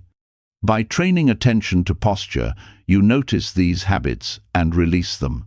Each release is a micro-meditation, a return to dignity through the body. Over time, the body learns to settle naturally into alignment, reducing strain and conserving energy. Breath and posture are inseparable. Upright posture opens the lungs fully, allowing oxygen to flow and the nervous system to stabilize. Shallow breath, born of slouching, keeps the body in mild stress. Deep breath, supported by posture, calms the system and sharpens focus. This connection reveals that caring for posture is not vanity, it is a foundation for mental clarity and physical health. Posture also teaches presence. To sit upright in a chair without slumping, to stand tall in a line without distraction, requires awareness. The body resists falling into unconscious habits, and that resistance strengthens mindfulness. Posture becomes both a practice and a symbol. You are awake, here, engaged with life. Finding refuge in posture is especially valuable during difficulty. When sadness presses down, when anxiety shrinks the chest, when fear tightens the body, choosing to rise upright interrupts the spiral. It does not erase emotion, but it reminds you that dignity remains intact, even in struggle. The body holds space for strength when the mind forgets it. This practice does not require long hours of meditation. It can be woven into ordinary life. Each time you sit at a desk, pause to straighten. Each time you stand from a chair, notice the balance of your weight. Each time you walk, let the spine rise freely. These small acts accumulate into a habit of dignity. In spiritual traditions, posture has always been honored. Monks sit upright not for discipline alone, but to reflect alignment with the inner self. Warriors stand tall not only for readiness but for presence. The body is seen as a temple, and posture as its offering.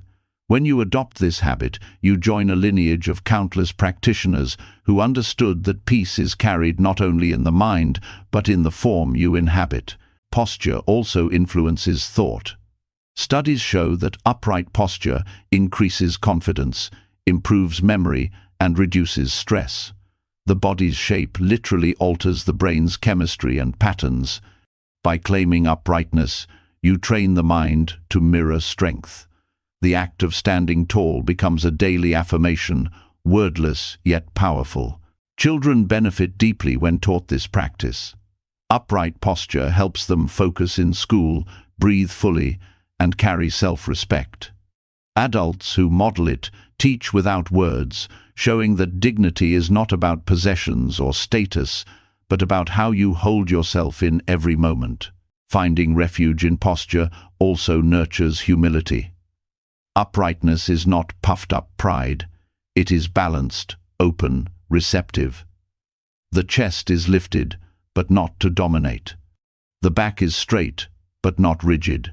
It is the middle way between collapse and arrogance, a stance that honors both strength and gentleness. Over time, posture becomes more than physical alignment. It becomes a refuge in difficult times, a home you can return to anywhere. When life feels uncertain, the simple act of sitting or standing tall grounds you. It says without words, "I am here, I am steady, I can meet this moment."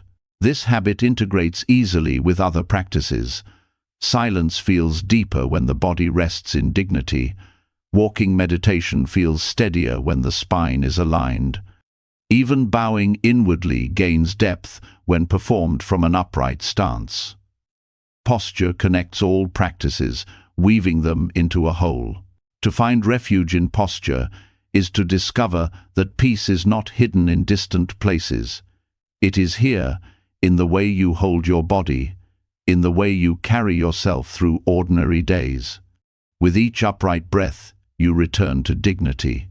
With each upright step, you radiate peace. This is not effort, it is remembrance. You are built to stand tall, and in standing tall, you remember who you are. When posture becomes a refuge, the body itself reminds you of inner dignity, and strength radiates quietly without words. Yet true strength is not only in how you carry yourself, but also in how you carry others in your heart. Dignity is incomplete without compassion, and peace is shallow if it ends at the edge of what is familiar. To walk this path more deeply, you extend kindness beyond those you know, reaching into the wide circle of strangers who share this world with you. Practicing loving kindness for strangers is not dramatic. It requires no public display, no grand gestures. It is as simple as pausing for 1 minute and silently wishing wellness for someone you do not know. A face in the crowd, a voice on the radio, a name you read but will never meet. In that moment, you train the heart to expand beyond habit. Instead of saving compassion for family or friends, you allow it to flow freely, without ownership, without boundaries. This practice dismantles the illusion of separation. Most of the suffering in the world comes from the belief that others are different, distant, unrelated to us, but each stranger carries the same fragile hopes and hidden struggles. The mother rushing to work, the child playing on the sidewalk, the old man waiting for the bus, all breathe, all age, all fear, all dream. By silently wishing them well, you bridge the invisible gap that keeps hearts closed. The act may seem small, yet its effect is vast.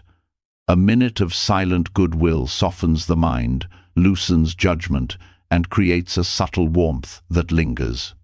The stranger never knows, but you feel the change.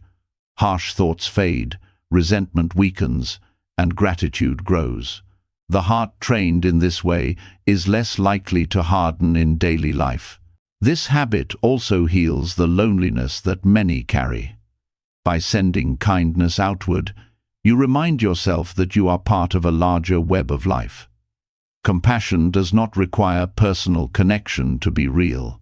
Even without words exchanged, you participate in humanity's shared breath.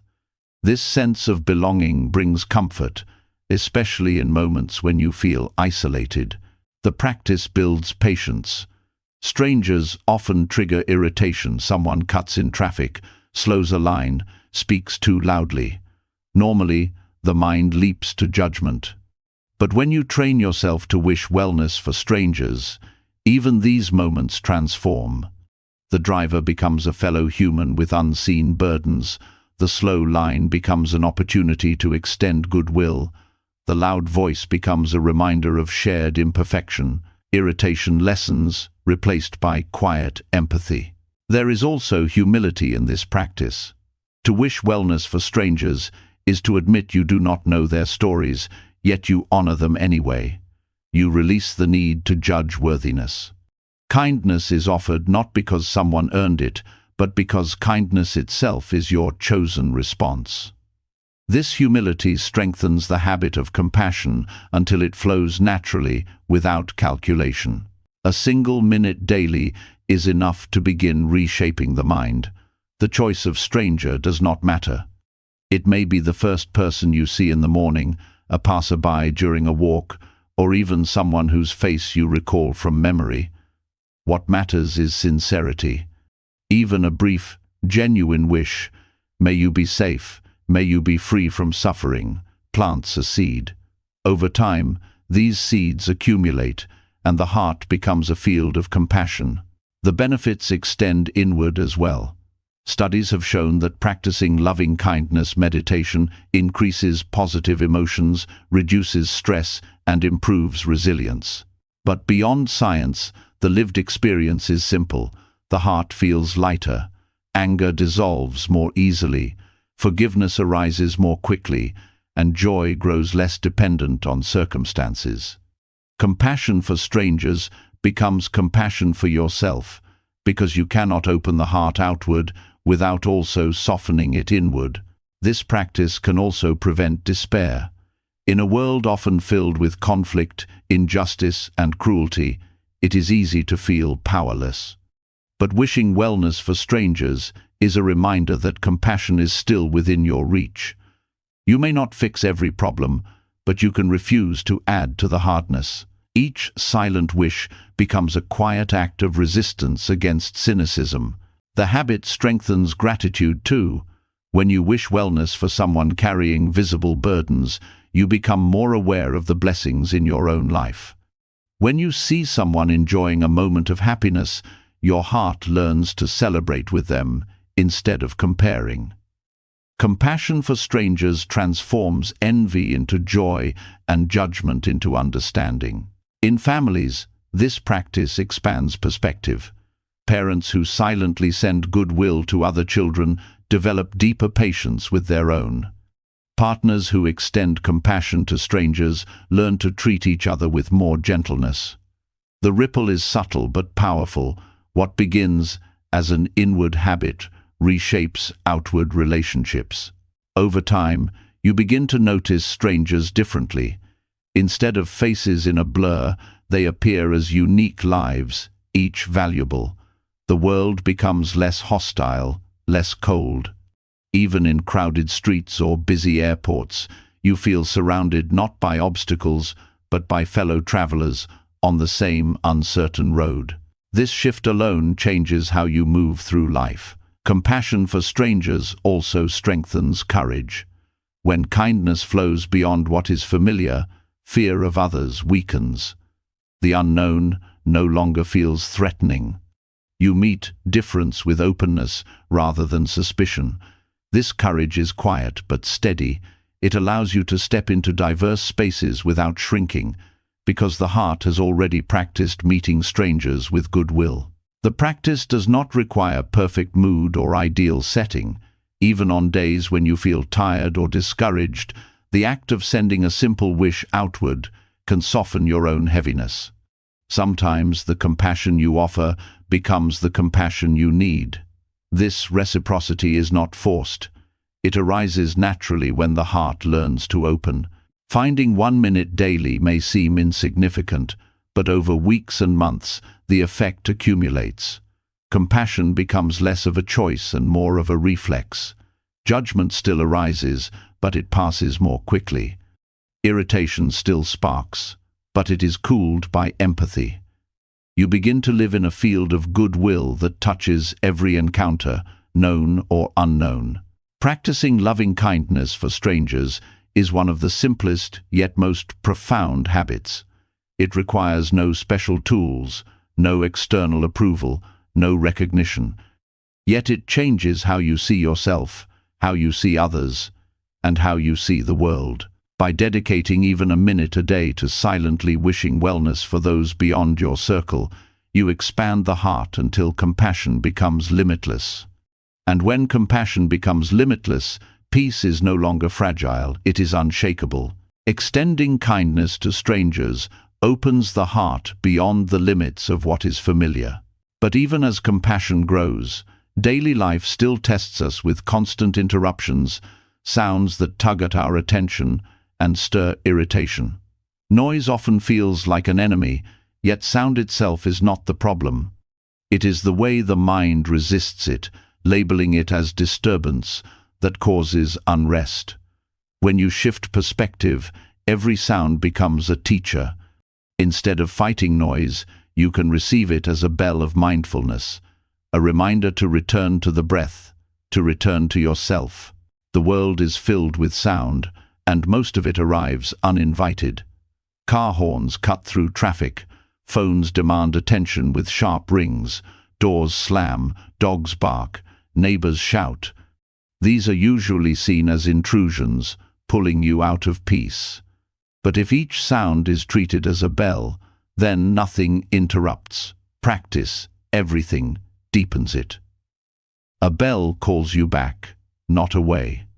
With this shift, the very fabric of life becomes a field of mindfulness. Treating sounds as bells is powerful because it transforms the unavoidable into the useful. Silence is rare in modern life, and waiting for perfect quiet means practice will always be postponed. But sound is constant, which means reminders are constant. Every horn, every ring, every laugh or cry becomes a signal to pause and breathe. Instead of resenting noise, you learn to welcome it as support. This practice trains the mind to release reactivity. Normally, noise produces irritation. A loud horn creates anger, a phone ring creates anxiety, a neighbor's music creates resentment. But when sound becomes a bell, irritation weakens. The same horn, ring, or music now becomes a doorway to presence. The mind no longer reacts with aversion, but with return. Over time, the habit of irritation is replaced with the habit of mindfulness. Birdsong or natural sounds often feel easier to accept. They are gentle, rhythmic, and soothing. But the true training lies in the harsher sounds, the ones that usually provoke resistance. To turn a harsh sound into a bell is to reclaim freedom. No longer held hostage by the environment, you become steady in both harmony and chaos. The world continues its noise, but within you, peace grows unshaken. This practice also strengthens awareness of breath. Each sound becomes an invitation to inhale and exhale consciously. The bell rings, the breath returns, the mind rests. With repetition, breathing in this way becomes automatic. Even without effort, sounds begin to trigger presence. The environment itself becomes your meditation partner, guiding you back whenever you drift. The habit reshapes how you move through crowded or noisy spaces. Streets, offices, airports, restaurants, all filled with sound, become places of practice instead of stress. Where others feel agitation, you feel reminders. This shift not only protects your peace, but also radiates calm to those around you. Your steadiness becomes an anchor in environments where most are restless. In families, this practice prevents conflict from escalating. A loud voice, a slammed door, a crying child, normally these might spark quick reactions. But if treated as bells, they instead trigger mindful pauses. In that pause, the urge to react softens and patience arises. Many arguments dissolve before they begin, simply because sound was met with breath rather than anger. This habit also teaches acceptance. Sound is one of the clearest examples of impermanence. It arises, lingers, and fades on its own. By listening deeply, you learn to experience this rise and fall without clinging or resisting. This acceptance extends to other aspects of life. Just as sounds come and go, so do emotions, thoughts, and situations. The bell practice becomes training for living with impermanence. Over time, this approach creates a subtle joy. Sounds that once felt hostile become companions. A bird outside your window becomes a daily friend. A phone ring becomes a reminder to check your breath before answering. Even the hum of machines or the bustle of crowds becomes part of your meditation. The world no longer feels divided into peaceful and disturbing. It becomes whole, and you are at ease within it. This practice also sharpens listening. Most people hear selectively, tuning out what they dislike and craving what they enjoy. By treating every sound as a bell, you listen fully without preference. This deep listening creates openness and sensitivity. You hear layers you never noticed before, the silence beneath the noise, the subtle shifts in tone, the patterns of rhythm in ordinary sounds. Listening in this way deepens presence, not only with sound, but with people. Sound as a bell also supports compassion. When you hear someone shouting in anger, instead of reacting, you can breathe and silently wish them peace. Their sound becomes not an attack, but a signal for you to cultivate kindness. Even distressing sounds, sirens, cries, arguments, become opportunities to extend compassion to those in pain. Integrating this habit requires consistency. Begin by choosing a few sounds each day to treat as bells. A phone notification, the sound of traffic, the closing of a door. Each time they occur, pause for 1 or 2 breaths. As the habit strengthens, include more sounds until the practice becomes natural. Eventually, every sound is welcomed as a reminder. The effect on the nervous system is significant. Reactivity to noise is one of the common triggers of stress. By transforming noise into reminders, the stress response softens. Instead of tension, breath flows. Instead of anger, presence arises. This gradual rewiring turns the external environment from a source of agitation into a source of support.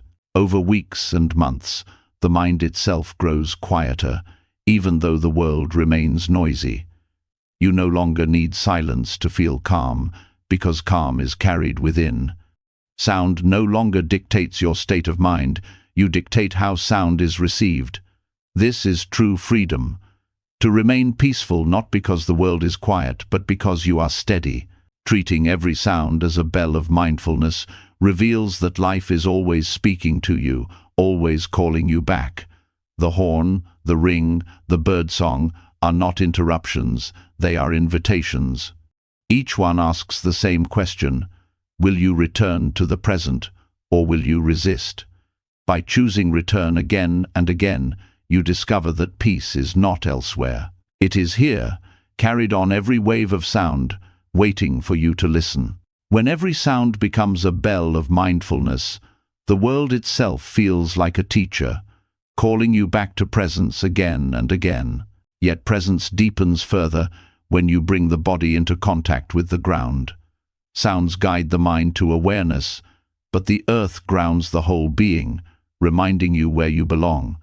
Touching the earth with your hands or forehead is more than a gesture, it is a ritual of humility, a daily act of surrender to the truth that you are part of something vast, something ancient, something that holds you long before you could hold yourself. To bow and touch the earth is to remember that life is not carried by your effort alone. Beneath you is soil that has held every ancestor, every tree, every river, every living being. The earth is silent, patient, and generous. When your skin meets its surface, the illusion of separateness dissolves. You are reminded that the same ground that holds the roots of trees also supports your bones. The same minerals that nourish plants circulate in your blood. The gesture is not symbolic alone, it is physical proof of belonging. This practice cultivates humility. The forehead, often held high in pride or tension, lowers in respect. The hands, often used to grasp and control, rest gently on the soil. These movements teach the body what the mind often forgets, that strength is not domination, but reverence. Humility here is not humiliation. It is the recognition that greatness is shared with all of life, that dignity grows when it bows. The act also restores balance in times of heaviness. When stress builds, when the mind spins with worry, grounding resets the system. Kneeling down, lowering the head, and touching the earth redirects scattered energy into the stability beneath you. The nervous system calms, the breath deepens, and the racing mind slows. This simple ritual works because it brings the body back to its source. Earth does not move with your worries, it remains steady, and in touching it, you borrow its steadiness. Touching the earth is also an act of gratitude. Every bite of food, every breath of air, every drop of water comes from it. Bowing daily becomes a way of saying thank you, not in words, but in action. Gratitude expressed through the body anchors more deeply than gratitude expressed in thought alone. The physical gesture leaves an imprint that thought often cannot hold. This ritual expands compassion as well. When you touch the earth, you recognize it as the same ground that carries not only you but also those you love and those you dislike, those who help and those who harm. All are supported equally. This awareness softens judgment and strengthens the sense of shared humanity. You realize that despite divisions, everyone walks on the same ground, everyone returns to it. Compassion grows naturally when this truth is embodied daily. In times of sorrow, the practice becomes a form of refuge. When grief feels unbearable, bowing to the ground offers release. Tears falling into the soil are carried, not wasted. The earth receives what you cannot hold, steady and patient. Many find that the act of touching the ground with the forehead is the only gesture strong enough to carry the weight of overwhelming loss. It reminds you that you are not alone, that even in despair you are supported. The ritual also trains awareness of impermanence. The earth you touch is not fixed. It changes constantly, turning seasons, shifting forms, breaking down and rebuilding life. By bowing to it daily, you train yourself to live in harmony with change rather than in resistance. The body itself is part of this same cycle, destined to return to soil. Instead of fearing this, touching the ground transforms it into acceptance. This practice can be done anywhere on bare soil, grass, sand, stone, even a wooden floor that once was tree. The key is intention. The body bows, the skin meets ground, and the mind remembers, I am not separate. This act is portable, requiring no temple, no ritual space. It can be done in the quiet of dawn, in the middle of stress, or before sleep. Children respond deeply to this practice. When taught to bow to the ground, they sense wonder and respect for the world they walk on. It teaches them to care for the earth, not as an idea, but as a living relationship. Adults, too, rediscover awe through this ritual, remembering what was once instinctive as children to crouch, to touch, to explore. The habit also reshapes the way you treat the environment. It is harder to exploit or neglect what you bow to daily. Touching the earth builds reverence, and reverence leads naturally to protection. You begin to notice waste, pollution, and harm differently. Care arises not from guilt, but from relationship. You protect the ground, not as a duty, but as an act of love. Practicing this habit daily also restores a sense of sacredness to ordinary life. In a modern world of speed and distraction, ritual grounds the spirit. To bow each day is to step briefly out of the rush and into reverence. This transforms the ordinary into sacred, reminding you that spirituality does not only live in words or thoughts, but in the way you meet the ground that carries you. Touching the earth can also be linked with breath. As the forehead lowers, inhale deeply.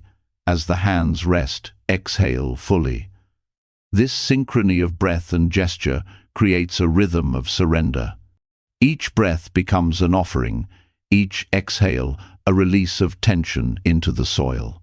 The earth absorbs what you let go, and you rise lighter, steadier, more at peace.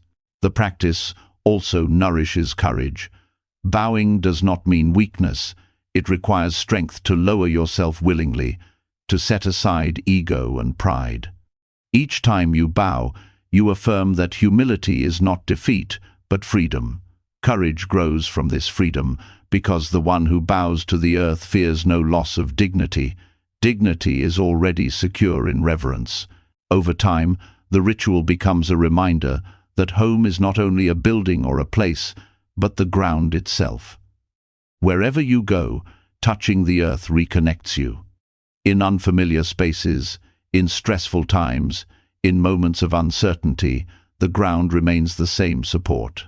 Bowing reminds you that you carry home beneath your feet. When integrated with other practices, this habit creates harmony. Silence deepens when the body bows. Walking feels steadier when rooted in earth. Compassion for strangers grows when you recognize that all walk the same ground. The practice is not separate from the rest, it ties them together, rooting them in the most basic truth. You belong to the earth, and it belongs to you. Touching the earth with hands or forehead is not just ritual but medicine. It calms the restless mind, grounds the scattered body, and opens the closed heart. It is a daily act of humility, gratitude, and connection. With each bow, you remember your place not above, not separate, but within. And from that place, peace is no longer fragile. It is steady, held by the very ground you bow to.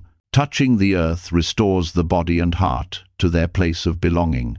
Yet even with this grounding, the mind often clings to its endless lists, tasks to finish, problems to solve, futures to secure.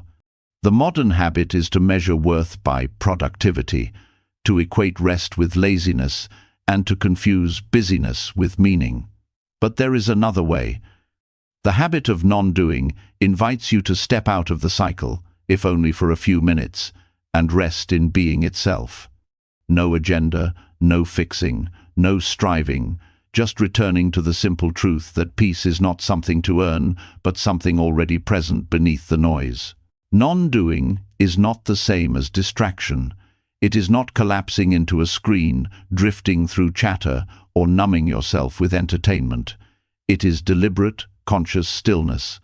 It is giving yourself permission to put everything down without replacing it with something else. In those few minutes, you are not defined by achievements or failures, not bound by roles or responsibilities. You are simply here, breathing, alive. That is enough. This practice reveals how much of our suffering comes from constant pushing. Even when the body stops, the mind keeps running, replaying the past, projecting the future, inventing endless problems to solve. Non-doing interrupts this cycle. It is like clearing a foggy window. Suddenly the view is simple again. The mind does not have to hold the whole world. It can rest. And in resting, it recovers clarity. At first, the habit feels uncomfortable. Sitting without a plan or lying down without intention can stir restlessness. The mind protests, "You're wasting time, you should be doing more." But that protest is precisely the illusion to dissolve. Productivity does not define worth. In stillness, you learn that your being carries value beyond output. Peace becomes possible, not because you added more effort, but because you stopped piling effort on top of effort. These moments of non-doing also nurture the body. Muscles soften, breath deepens, the nervous system shifts from survival mode into recovery. Even a few minutes allow the body to repair what constant stress erodes. Many health problems grow not from single moments of strain, but from the absence of pause. By resting in non-doing, you give the body what it rarely receives: unconditional rest without demand. In relationships, the practice has subtle power. When you learn to rest in being, you no longer pressure others to constantly perform or meet your expectations. You begin to accept them as they are, because you have practiced accepting yourself as you are. Non-doing teaches that value does not depend on constant proving. This perspective softens judgment and strengthens compassion in every connection. This habit also dismantles the illusion that peace is a distant goal. Many believe they will find calm after finishing work, after solving problems, after achieving success. But the cycle never ends. New tasks and problems always appear. Non-doing reveals that peace is not at the end of striving, it is underneath it. By pausing, you uncover what was hidden all along. Over time, non-doing becomes a source of renewal. Just as sleep restores the body, conscious stillness restores the spirit.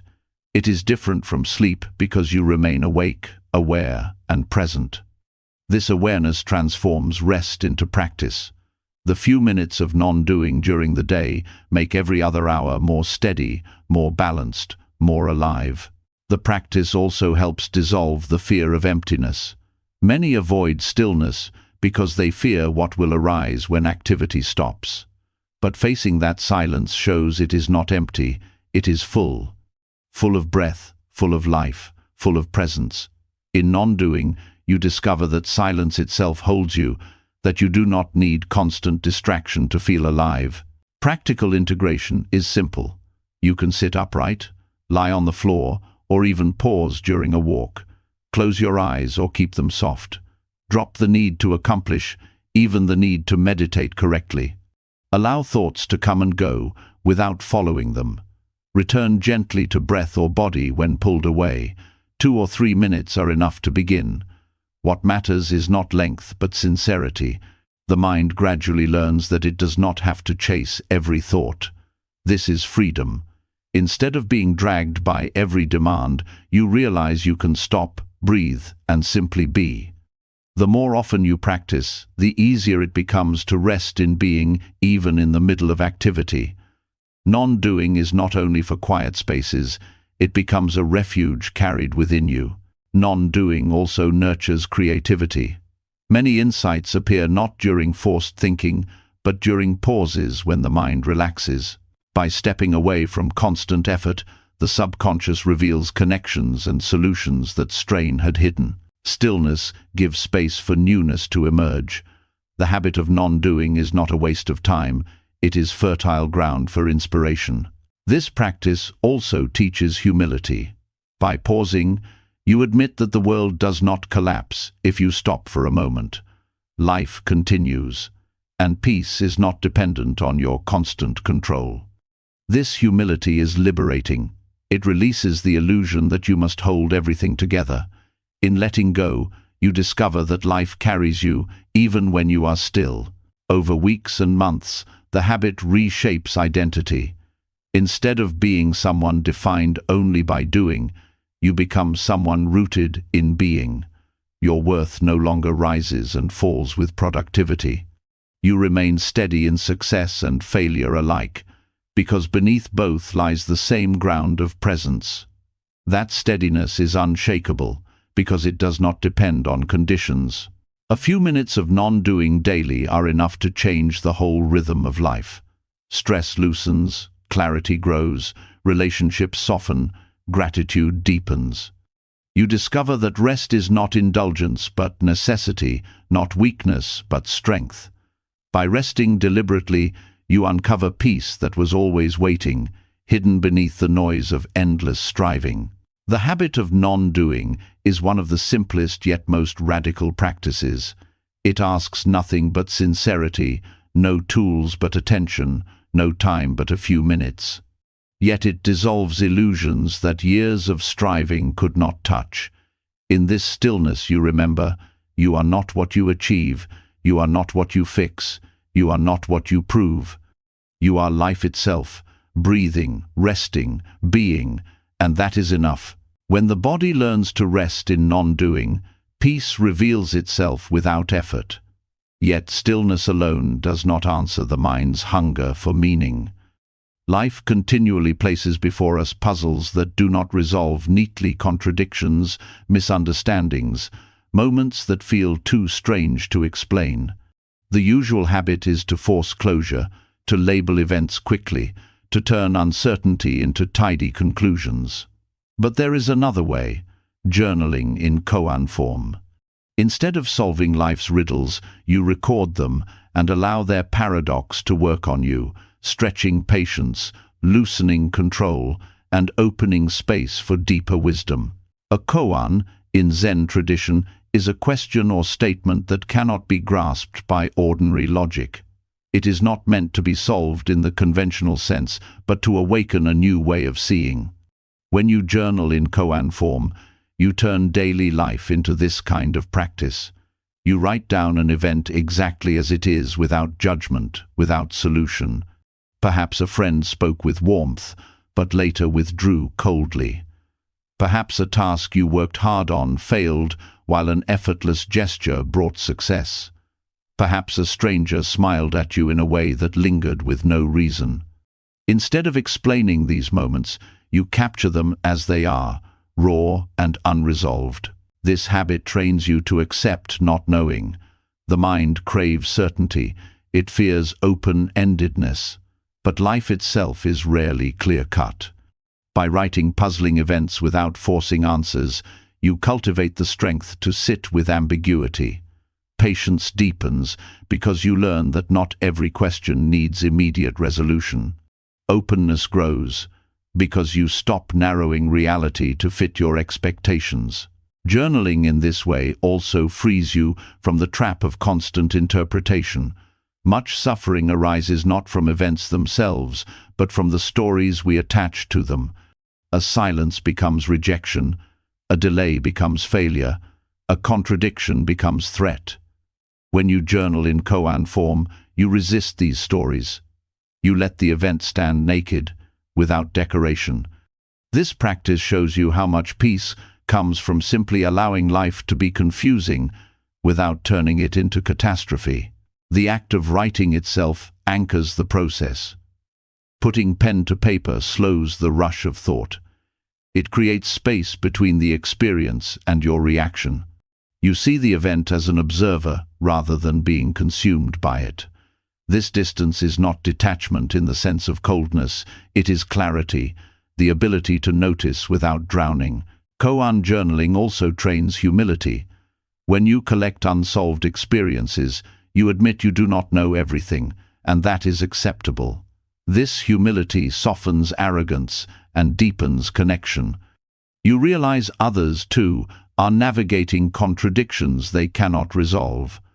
Compassion arises naturally when you stop pretending life must always make sense.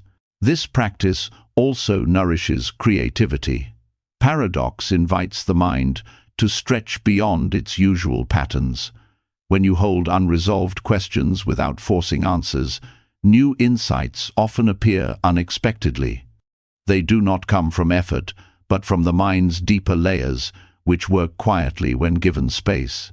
What felt like confusion may one day reveal wisdom, not because you forced it, but because you allowed it to ripen. Writing koans from daily life can be simple. Each evening, recall one moment that confused you, unsettled you, or defied easy explanation. Write it down as clearly and briefly as possible. Do not add commentary or analysis. Let it remain raw. Over time, your journal becomes a collection of living questions.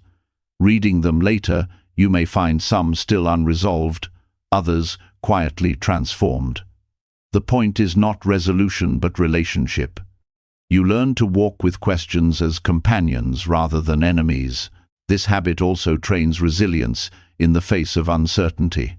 Modern life often demands answers at work, in relationships, in self-understanding.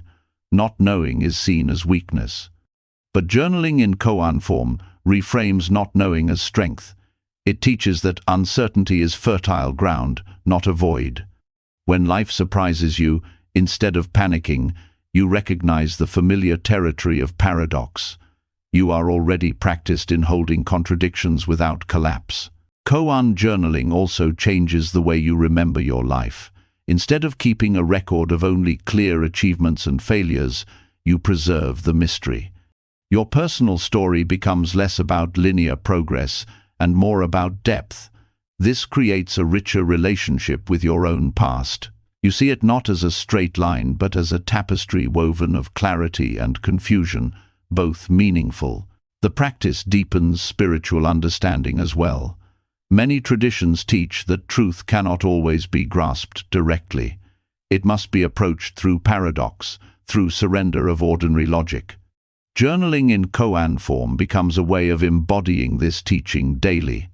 Each entry is a reminder that wisdom is not about mastering answers, but about living with questions. The emotional benefits are profound. Anxiety often arises from the demand to control outcomes and explain everything. By deliberately recording unresolved moments, you train the nervous system to relax in uncertainty. Fear of the unknown weakens. Instead of restlessness, curiosity grows. Instead of dread, you meet paradox with openness. In relationships, this practice reduces conflict.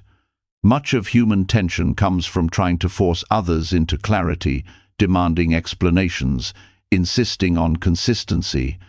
But koan journaling teaches you that contradictions can coexist without destroying connection.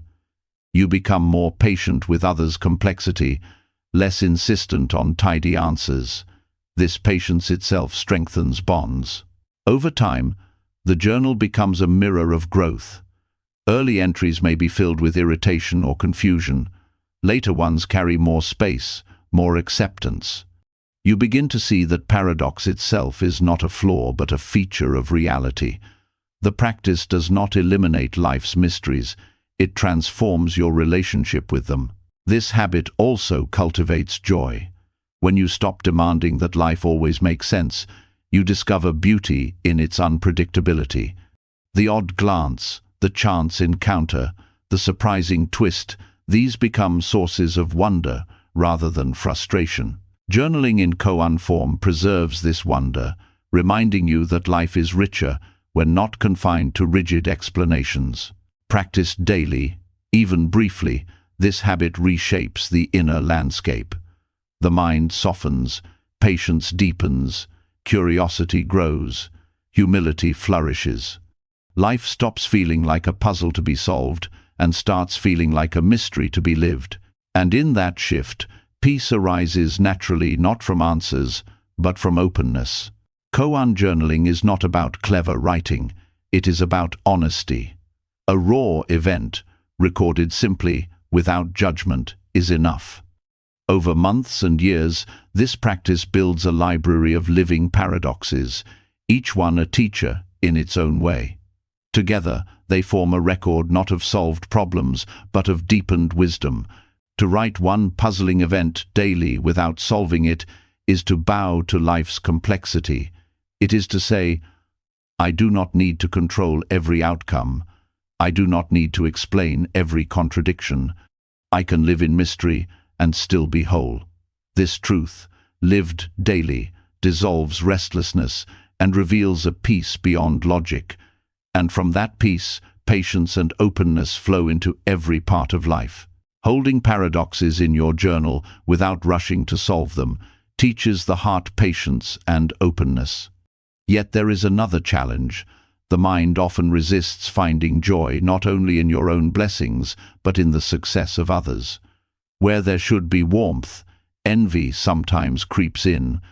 Where there could be celebration, comparison steals the moment. To free the heart from this heaviness, you practice mudita, the deliberate habit of rejoicing in the happiness of others. Each time you do, envy weakens, and a deeper strength of heart grows in its place. Rejoicing in another's joy begins with recognition. Most of the time, we glance at others' success through the lens of ourselves. What we lack, what we wish we had, what we feel denied. This comparison poisons the heart, making another's fortune feel like our misfortune. But when you pause and consciously shift perspective, you see their joy as a gift to the world, not a theft from you. Their laughter does not diminish yours. Their achievement does not erase your path. By acknowledging this, you free yourself from the prison of competition. This practice nurtures generosity of spirit. To wish well for someone who already thrives requires setting aside the ego's craving to be first, to be superior. When you consciously rejoice, you stretch the heart beyond self-centeredness. It is a training in abundance, the recognition that happiness is not scarce. The joy of others is not your loss but your gain, because joy multiplies when shared. The habit also transforms relationships. Friends feel safer when they know their victories will be met, not with hidden resentment, but with genuine celebration. Trust deepens because there is no silent rivalry beneath the surface. Families strengthen when siblings and partners learn to honor each other's successes without jealousy. Even strangers become easier to love when you train the heart to celebrate their fortune. Mudita also heals inner wounds.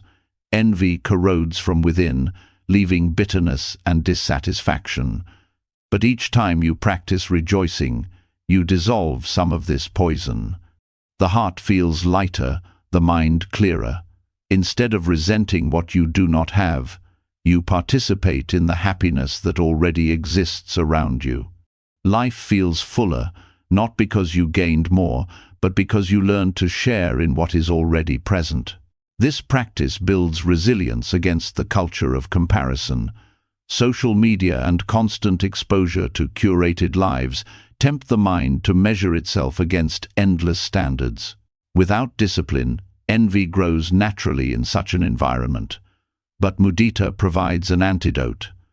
When you see a photo of someone's success, you deliberately pause and rejoice for them. You say inwardly, "May their happiness continue." This small act interrupts comparison and protects the heart from envy's grip. The practice can be strengthened with daily reflection. At the end of the day, recall one moment when you saw someone else's joy.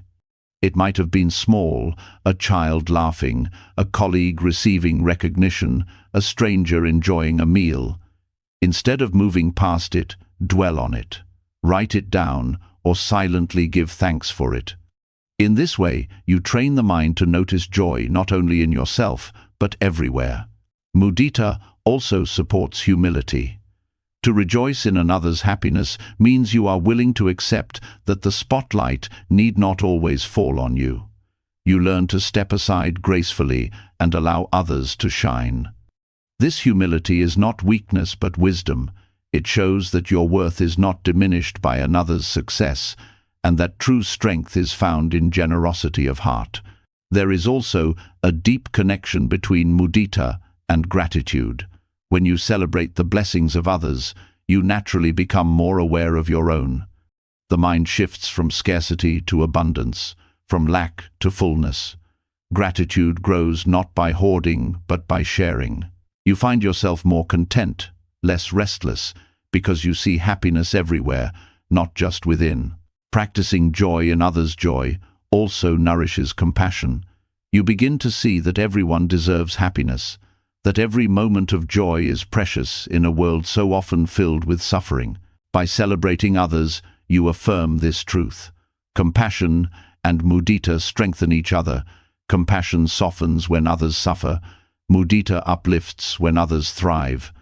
Together, they balance the heart, preventing it from sinking too deeply into sorrow or soaring too high into pride. This habit even reshapes ambition. Instead of striving to outshine others, you strive to grow together. Success becomes less about competition and more about contribution. You measure progress not by being better than others, but by becoming better at supporting and celebrating them. Ambition shifts from self-centered achievement to shared flourishing. The habit can be practiced anywhere, at any time. Waiting in a line, you might see someone ahead receive good news and silently rejoice for them. Walking down a street, you might notice a family enjoying laughter and let your heart share in it. These silent acts accumulate. Each time you rejoice, the heart expands, becoming more resilient, more generous, more alive. Mudita also protects against despair. In difficult times, your own joy may feel scarce, but by participating in the happiness of others, you still taste joy indirectly. This does not erase your pain, but it reminds you that joy continues to exist in the world. Borrowing strength from others' happiness gives you resilience until your own joy returns. Over months and years, this practice changes identity itself. You stop being someone who measures worth in comparison and become someone who delights in abundance.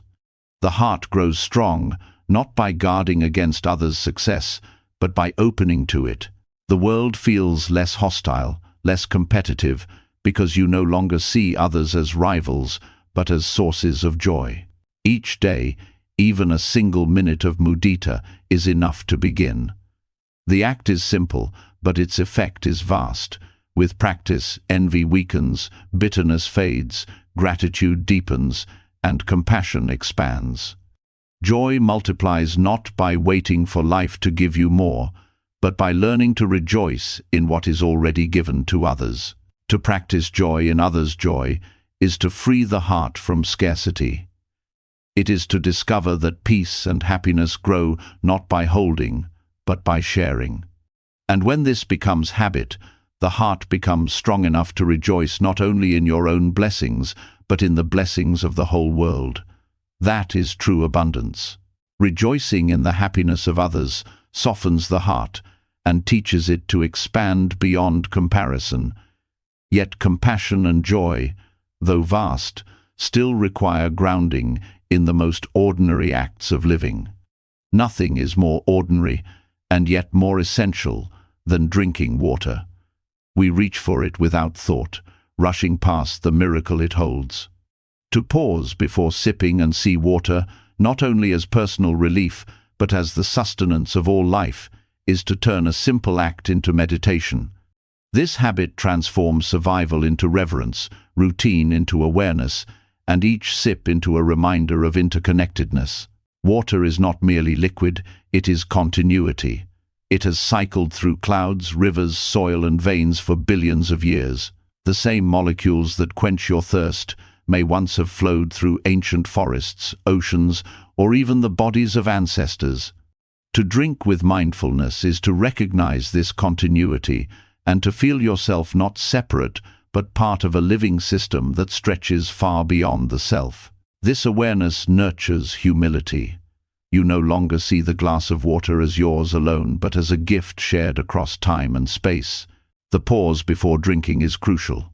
Without it, the act remains mechanical, unnoticed. With it, you open a doorway into gratitude. In that moment, You can recall the rainfall that nourished reservoirs, the rivers that carried it, the unseen people who purified and delivered it. A sip becomes an encounter with countless lives and efforts. This is not abstraction, it is reality made visible by attention. Gratitude deepens not in thought alone, but in sensation, as the coolness touches your lips and flows through the body. This practice also teaches impermanence.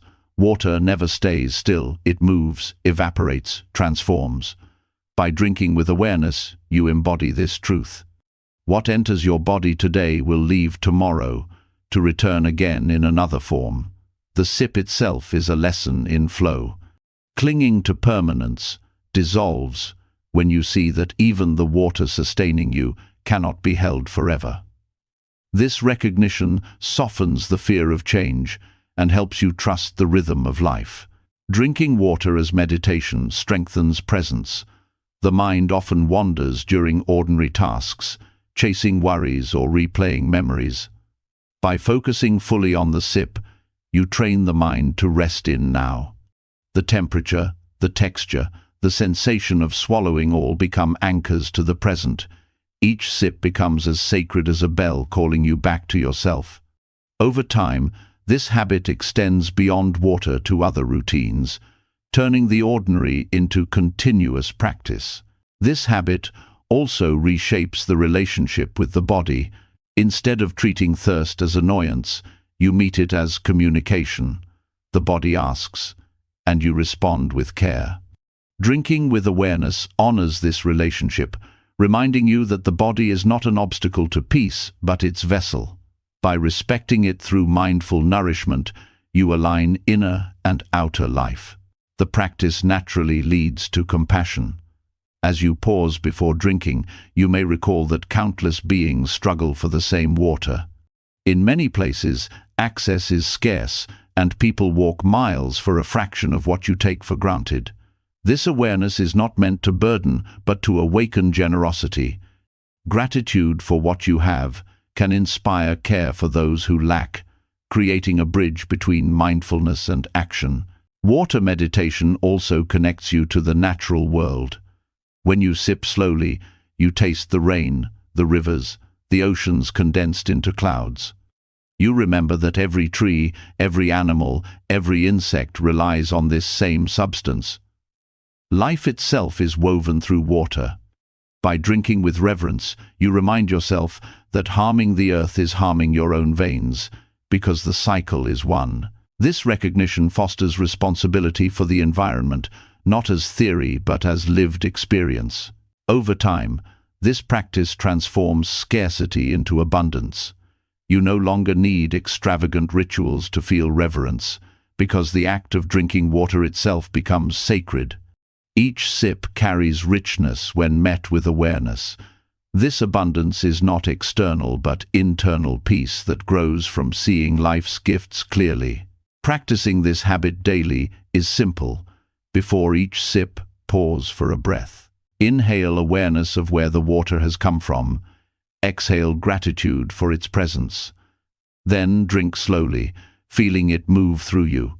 Even one mindful sip a day is enough to begin. The effect builds not from intensity, but from consistency. Each pause layers upon the last, training the mind to live with reverence. The nervous system benefits as well. Pausing before drinking interrupts the rush of the day. The act of slow sipping calms the body, deepens breath, and restores balance. Instead of gulping water unconsciously, you transform it into a rhythm of stillness. This small practice, repeated often, accumulates into resilience. The body learns to associate hydration not with rushing but with rest. This habit also nurtures joy. The simple sensation of water can bring delight when met with presence. The coolness, the freshness, the relief of thirst all become small but profound pleasures.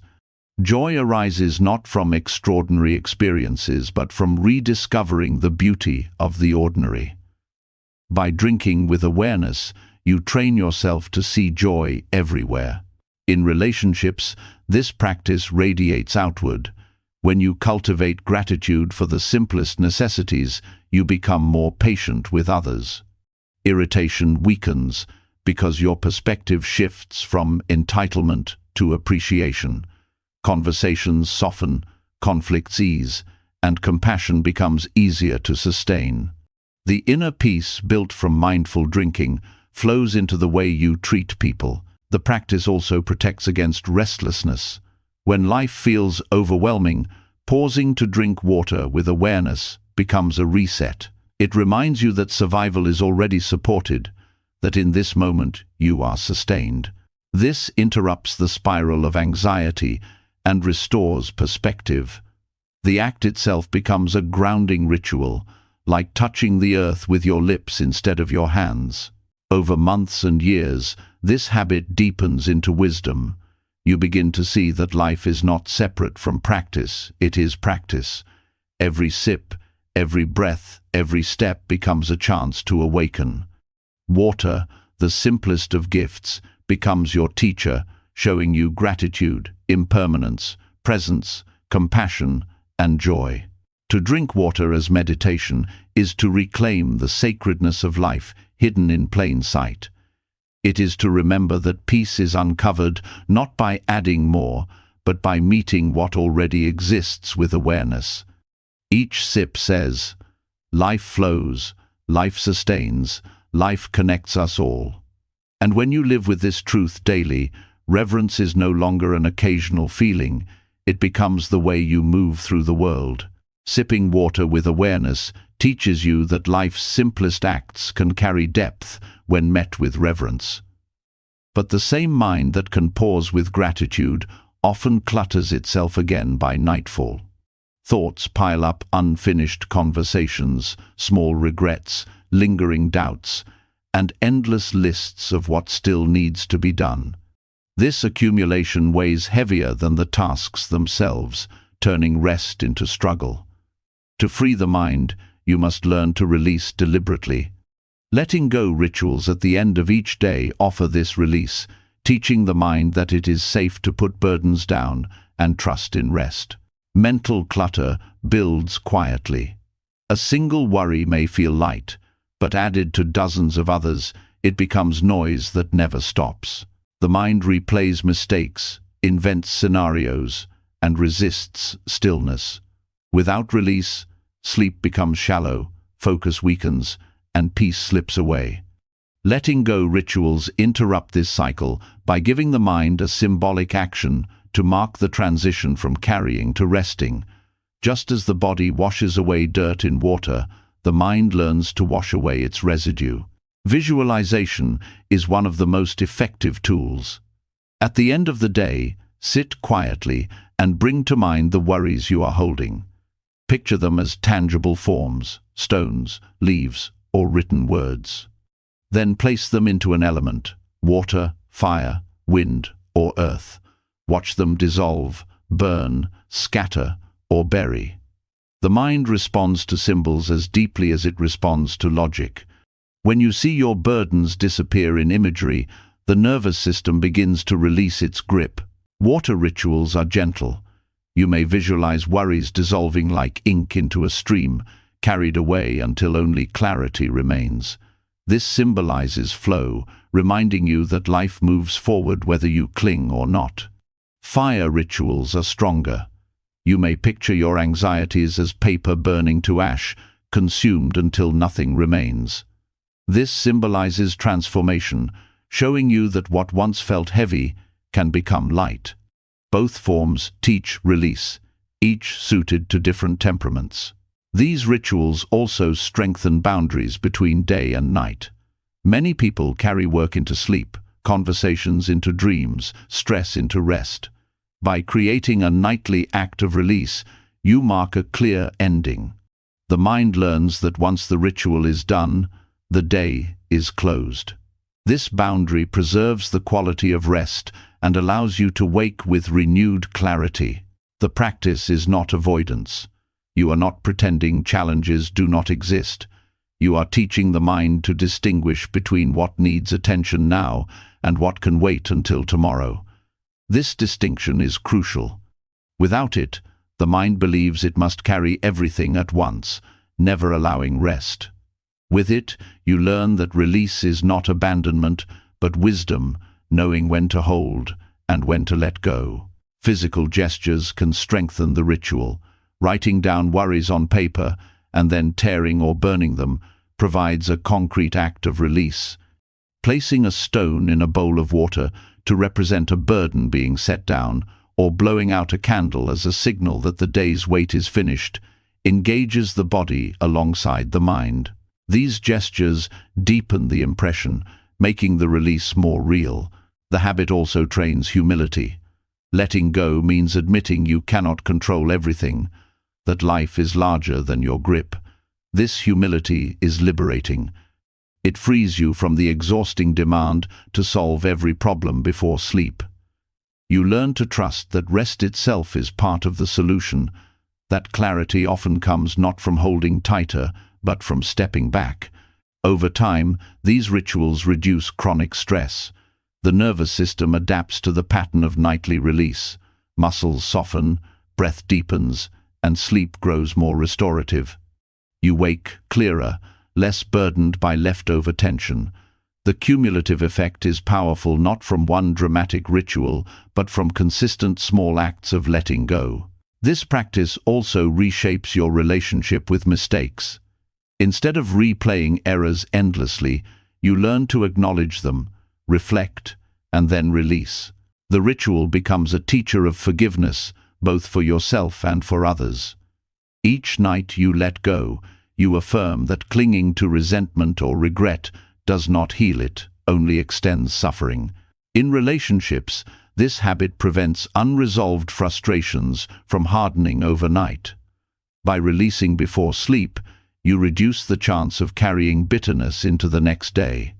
Conflicts are addressed with more clarity and less reactivity, because the mind is not clouded with accumulated resentment. This strengthens connection and builds trust.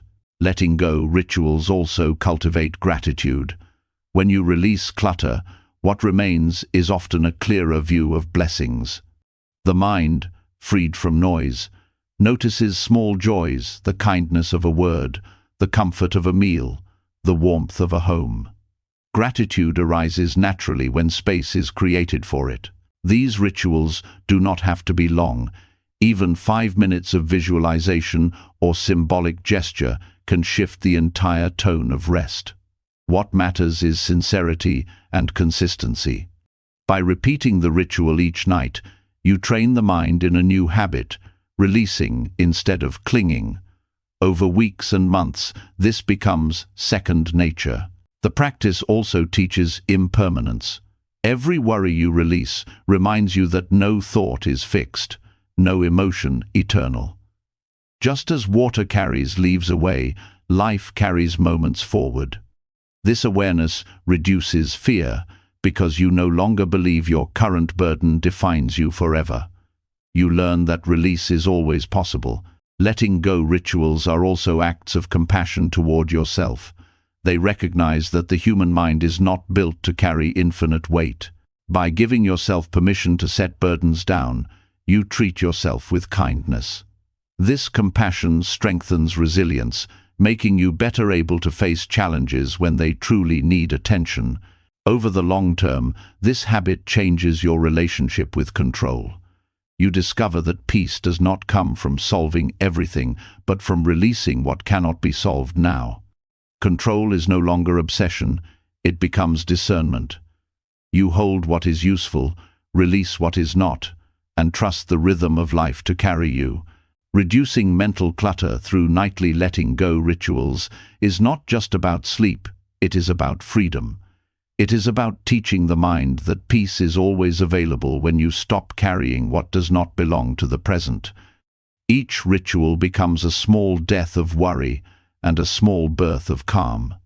And over time, these small acts accumulate into a life where rest is deeper, clarity brighter, and peace more steady. Letting go rituals clear the clutter of the day, teaching the mind to rest without dragging yesterday into tomorrow. Yet, even as we release the weight of worries, there remains a deeper truth that must be faced if peace is to be unshakable. Everything we cling to, possessions, roles, even our own bodies, will one day be set down completely. Death is the most certain fact of life, yet it is the one we avoid thinking about. To contemplate death daily, not with dread but with clarity, sharpens gratitude, strengthens courage, and places small irritations back into perspective where they belong. Death contemplation does not mean dwelling in gloom. It is not about obsession with loss or cultivating fear. It is a simple pause, perhaps a minute each day, to remember that life is fragile and finite. This remembrance transforms the way you live. Suddenly, the minor inconveniences that once consumed energy, traffic delays, careless remarks, small disappointments lose their grip. They no longer matter as much in the face of the larger truth. Time is short, and what remains should be spent wisely. When you reflect on mortality, gratitude awakens naturally. The breath in your lungs, the ability to stand, the chance to see a sunrise, all become precious when you remember they are temporary. The habit of taking life for granted fades. You begin to see ordinary moments as extraordinary simply because they exist at all. Gratitude is no longer something you must force. It flows because the contrast of death makes every detail of life vivid. Courage also grows from this reflection. Fear of embarrassment, rejection, or failure feels heavy only when life is assumed to be endless. When you remember that death is certain, such fears shrink. You see that most risks are small in comparison, and many are worth taking because time is limited. This does not make you reckless. It makes you bold in living authentically. You choose honesty over pretense, love over hesitation, and action over endless delay. Daily contemplation also clarifies priorities. Many people waste energy chasing things they do not truly value: status, possessions, validation, because they forget life's brevity. Remembering death reorders values. Relationships matter more than reputation. Presence matters more than perfection. Kindness matters more than victory. You stop trading the irreplaceable for the trivial because perspective sharpens. This practice is deeply rooted in wisdom traditions. Monastics have long reflected on death not to depress themselves, but to awaken clarity. The awareness of impermanence is seen as the ground of compassion and wisdom. When you know life is fleeting, you naturally soften toward others, because they too are fragile. Anger loses fuel when you see that both you and the one you resent are mortal beings passing through the same brief span. Practical application is simple. You may take a quiet moment at dawn or before sleep. Close your eyes, breathe, and remind yourself, this life will end. Today could be the last. Then allow gratitude for the present moment to arise. Notice what feels lighter when seen against this truth. Notice what suddenly feels unworthy of your energy. The practice requires no ritual beyond sincerity. Even a single minute daily is enough to shift perception. Over time, fear of death itself softens. Much of death's terror comes from avoidance. By facing it gently each day, you remove the shock. Death becomes not an enemy but a teacher, reminding you of life's preciousness. You may still feel sadness at the thought of endings, but the paralyzing fear diminishes. In its place grows acceptance, and acceptance brings peace. This practice also strengthens forgiveness. Holding grudges seems absurd when seen against mortality. If life ends, why waste it on bitterness? Death contemplation reveals that reconciliation matters more than winning arguments. It encourages you to release old wounds, to speak kindness sooner, to mend bonds before it is too late. Relationships deepen through this awareness. When you remember that loved ones will not always be here, you listen more attentively, hug more tightly, and speak more gently. Small irritations lose their sharpness because they pale beside the truth that time together is fragile. The practice makes you present not only for your own life, but also for the lives of others. Daily reflection on death also prevents complacency. Many drift through life, waiting for the right time to live fully. But when you remind yourself that tomorrow is not promised, you act today. You start the project, express gratitude, take the walk, share the words you meant to say. Death contemplation becomes fuel for living, not an obstacle. The practice even reshapes your relationship with achievement. When you know life ends, success and failure both take on new meaning. Neither defines you permanently, and neither is carried beyond the grave. This frees you to pursue goals with passion, but without attachment, to enjoy accomplishments without clinging, and to endure setbacks without despair. Health benefits follow as well. Reflecting on death daily can reduce anxiety and increase resilience. It grounds the nervous system by breaking cycles of rumination about trivial issues. When the mind sees clearly what truly matters, it releases minor tensions more easily. The body relaxes when the mind is not trapped in constant exaggeration of small problems. This habit does not require intensity. You do not need to meditate on graveyards or envision graphic details. A gentle acknowledgement suffices. Life is finite, and because of that, this moment is precious. Done consistently, this acknowledgement builds an undercurrent of wisdom that supports every action. Over months and years, the practice transforms identity. You become someone who lives with urgency, but without panic, with depth, but without despair. Gratitude colors your days, courage fuels your choices, and compassion softens your relationships. Death, once a shadow to avoid, becomes a lantern guiding you toward authentic living. To spend 1 minute each day contemplating death without fear is to sharpen vision, to strip away illusions, and to awaken to the value of now. It teaches that peace is not the absence of endings, but the acceptance of them. And when you live this truth daily, every breath becomes a gift, every connection becomes sacred, and every irritation becomes too small to steal your joy. Reflecting daily on death reveals how fragile and precious life truly is, stripping away what does not matter and sharpening focus on what does. But even with this clarity, life continues to confront you with countless interactions, some uplifting, some frustrating, some deeply challenging. If death teaches urgency, then relationships teach depth. The next step on this path is learning to see every person you meet, whether kind or difficult, as a teacher. This habit turns life itself into a school where lessons are constant, disguised in ordinary encounters. Seeing teachers everywhere requires a shift in perception. Most people move through the day categorizing others: friend, foe, helpful, annoying, important, irrelevant. These labels block learning. But when you begin to view each person as someone carrying a lesson, even the frustrating ones, life becomes richer. A stranger's impatience may teach you patience. A loved one's kindness may teach you love.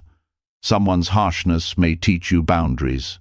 Instead of resenting or clinging, you step into curiosity. What can I learn here? This habit nurtures humility. To see everyone as a teacher is to admit you do not already know everything. Children, elders, friends, strangers, all hold wisdom in their actions, whether intentional or not. A child's wonder teaches simplicity. An elder's silence teaches endurance. Even the mistakes of others become mirrors, showing what paths not to follow. Life ceases to feel random because every encounter holds meaning. The practice also transforms conflict. When someone offends you, the instinct is to resist or retaliate. But if you see them as a teacher, the question changes. What is this moment showing me about my triggers? What boundary needs strengthening? What compassion can I practice? The conflict itself becomes less about winning and more about learning. This shift reduces bitterness and strengthens resilience. Teachers appear not only in people you admire, but in those you resist. The co-worker who tests your patience is teaching you to develop calm. The critic who challenges you is teaching you to separate truth from ego. Even those who harm you may inadvertently teach the importance of self-respect and courage. By framing difficulties this way, suffering becomes less wasted, it becomes transformed into growth. This perspective also deepens gratitude. When you realize everyone contributes to your learning, you stop taking encounters for granted. The cashier at the store, the driver on the road, the neighbor you rarely greet, all become part of your spiritual training. Life feels interconnected, not fragmented. Gratitude grows because the ordinary world reveals itself as full of lessons. The habit does not mean blind acceptance of harm. Seeing someone as a teacher does not excuse their actions. It simply means you refuse to leave the encounter empty-handed. Even betrayal can teach you discernment. Even cruelty can teach you the necessity of boundaries. In this way, nothing is wasted. Every experience adds to your understanding, whether joyful or painful. Children naturally embody this practice.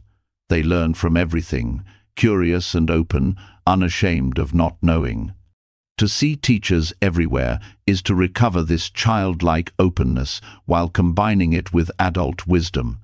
You stop assuming you already understand and instead approach life with a mind that is willing to be shaped. This habit strengthens compassion. When you see someone as a teacher, you also begin to see their struggles. The impatient driver may be burdened by unseen stress.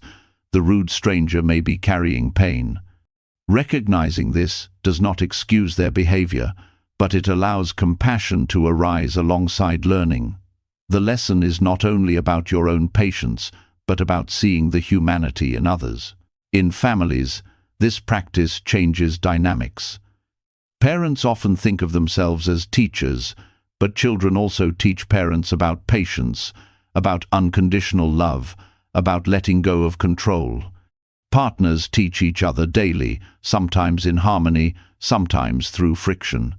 By acknowledging this, relationships become less about dominance and more about mutual growth. The habit also strengthens self-awareness. Each time someone provokes a reaction in you, it is a signal to look inward. What is being revealed about your attachments, fears, or expectations? People act as mirrors, reflecting parts of yourself you may not notice otherwise. Seeing them as teachers makes you willing to face these reflections rather than avoid them. Over time, this perspective reshapes identity. You no longer see yourself as separate from the flow of life, but as a constant student of it. Every interaction becomes part of training the heart, softening pride, strengthening resilience, deepening love. This mindset keeps you humble, curious, and open, even in old age. Practical application is simple. Each evening, recall a few people you encountered that day. Ask, what did each one teach me? Write it down or reflect quietly. The lessons may be small, a reminder to listen, to slow down, to stand firm. Over weeks and months, you will see patterns emerge. The world itself becomes a vast classroom, and you are always learning. This habit also weakens envy and arrogance. When you see someone succeed, instead of resenting them, you learn from their dedication. When you see someone fail, instead of judging, you learn from their mistakes. Comparison turns into education. Others no longer threaten your self-worth because you are too busy learning from them. Even strangers can leave lasting lessons. A smile from someone you will never meet again may teach you the power of small kindness. A brief conflict may teach you the cost of harsh words. These encounters show that teachers do not always announce themselves. They appear in fleeting moments, and attentiveness is required to notice. In the end, seeing teachers everywhere is about transformation of perception. The world no longer feels divided into allies and obstacles, but becomes a continuous field of learning. Gratitude grows, compassion deepens, humility strengthens, and wisdom expands. Life becomes less about resisting or clinging and more about receiving and growing. To live this way is to carry a quiet openness into every moment. You no longer demand that life be easy or that people always behave kindly. Instead, you recognize that even in difficulty, lessons wait. With this perspective, no moment is wasted, no person irrelevant, no encounter empty. Every step becomes part of the path, and every person becomes part of your awakening. When you begin to see teachers everywhere, life itself becomes a classroom, and every person holds a lesson worth noticing. But learning from others is only half the journey. The other half is turning inward, training the mind to stop chasing what it already has enough of. Craving fuels restlessness, and restlessness steals peace. In a world that constantly whispers, more possessions, more praise, more stimulation, the practice of pausing and saying inwardly, enough, becomes an act of quiet rebellion. Practicing enoughness in small choices is not about rejecting ambition or refusing joy. It is about recognizing the moment when seeking turns into grasping, when enjoyment tips into craving, when presence is lost to the hunger for more. By pausing mid-scroll, mid-bite, or mid-task to affirm enoughness, you interrupt the endless loop of dissatisfaction and remind yourself that peace is already available here. This habit reconditions the mind. Normally, dopamine drives us forward: one more bite, one more video, one more achievement. But this drive never delivers lasting contentment. Each gain fades quickly, leaving the hunger stronger.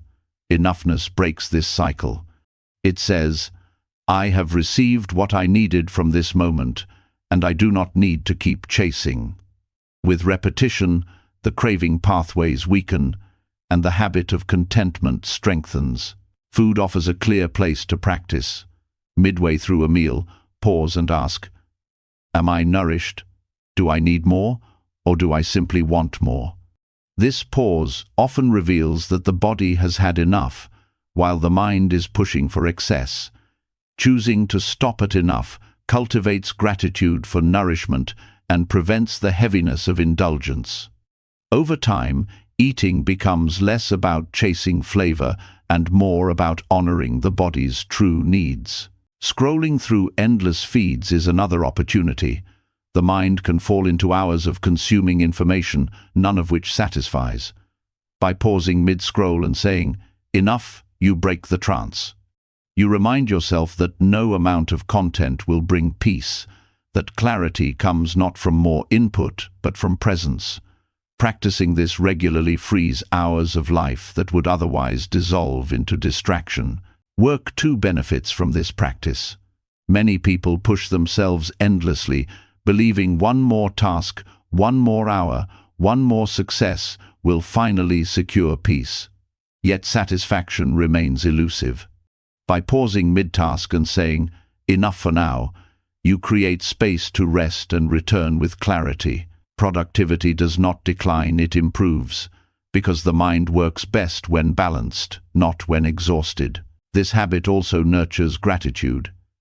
Each time you stop at enough, you acknowledge the sufficiency of what is present. You recognize that satisfaction does not require excess.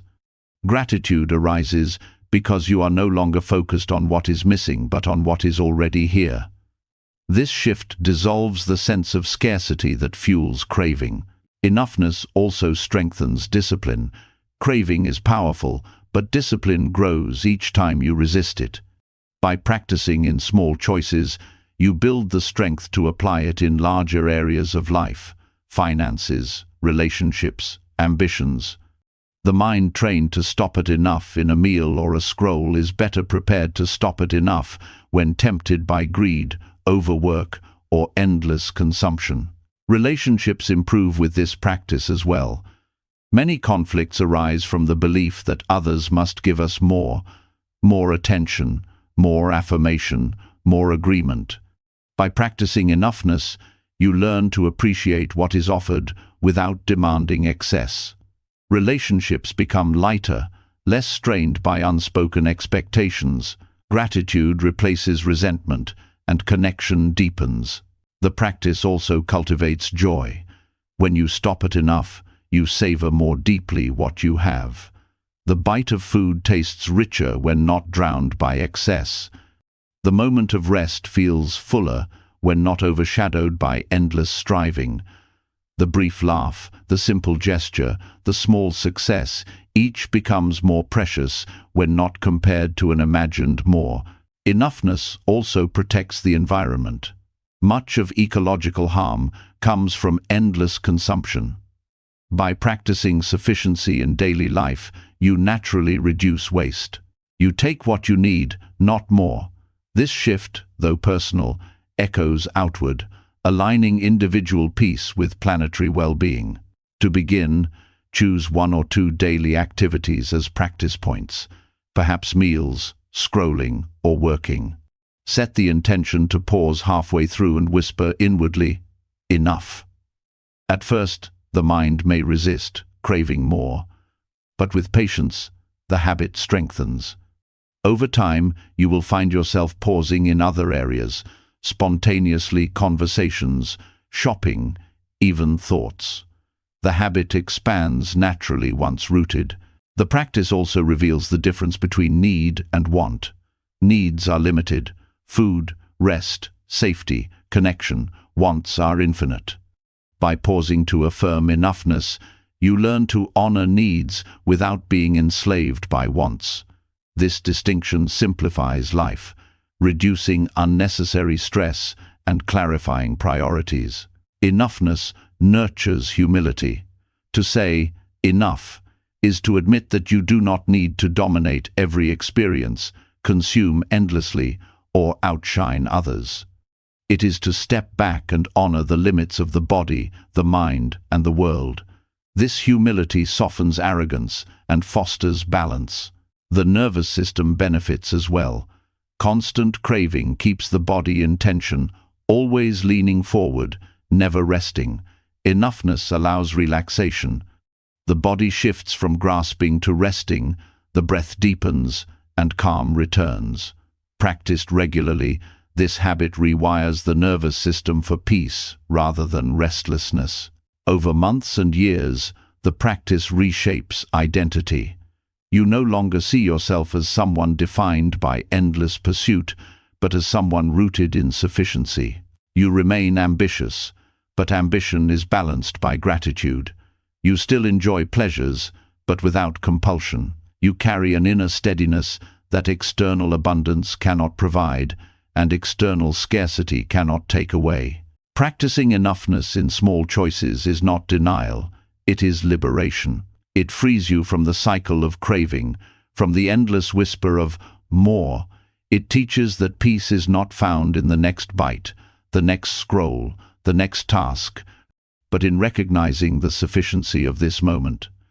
And when this becomes habit, life itself feels lighter, calmer, and infinitely more abundant.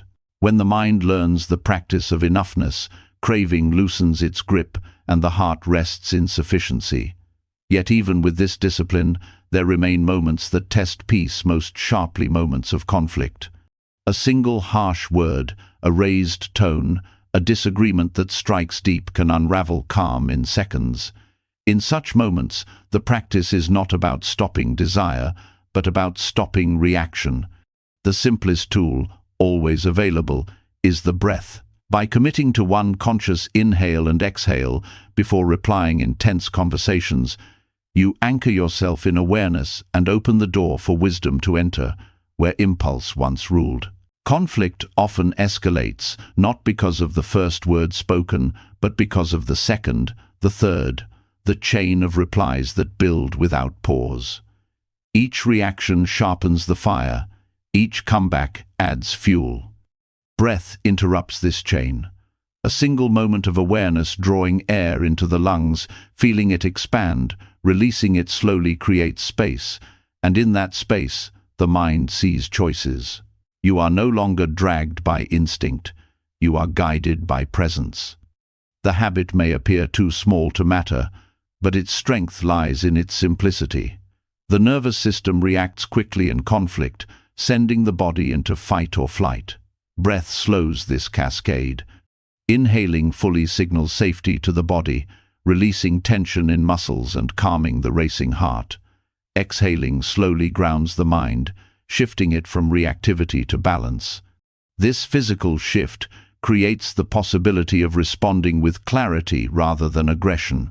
Using the breath as anchor also trains humility. When you pause, you acknowledge that your immediate reaction is not always the wisest. This humility does not weaken you, it strengthens you. It allows you to step back from the grip of ego, which demands to win, to prove, to dominate. Instead, you allow truth and compassion to find space. One breath may not solve the conflict, but it changes its direction from escalation to possibility. This practice also preserves relationships. Words spoken in anger leave scars that apologies cannot always heal.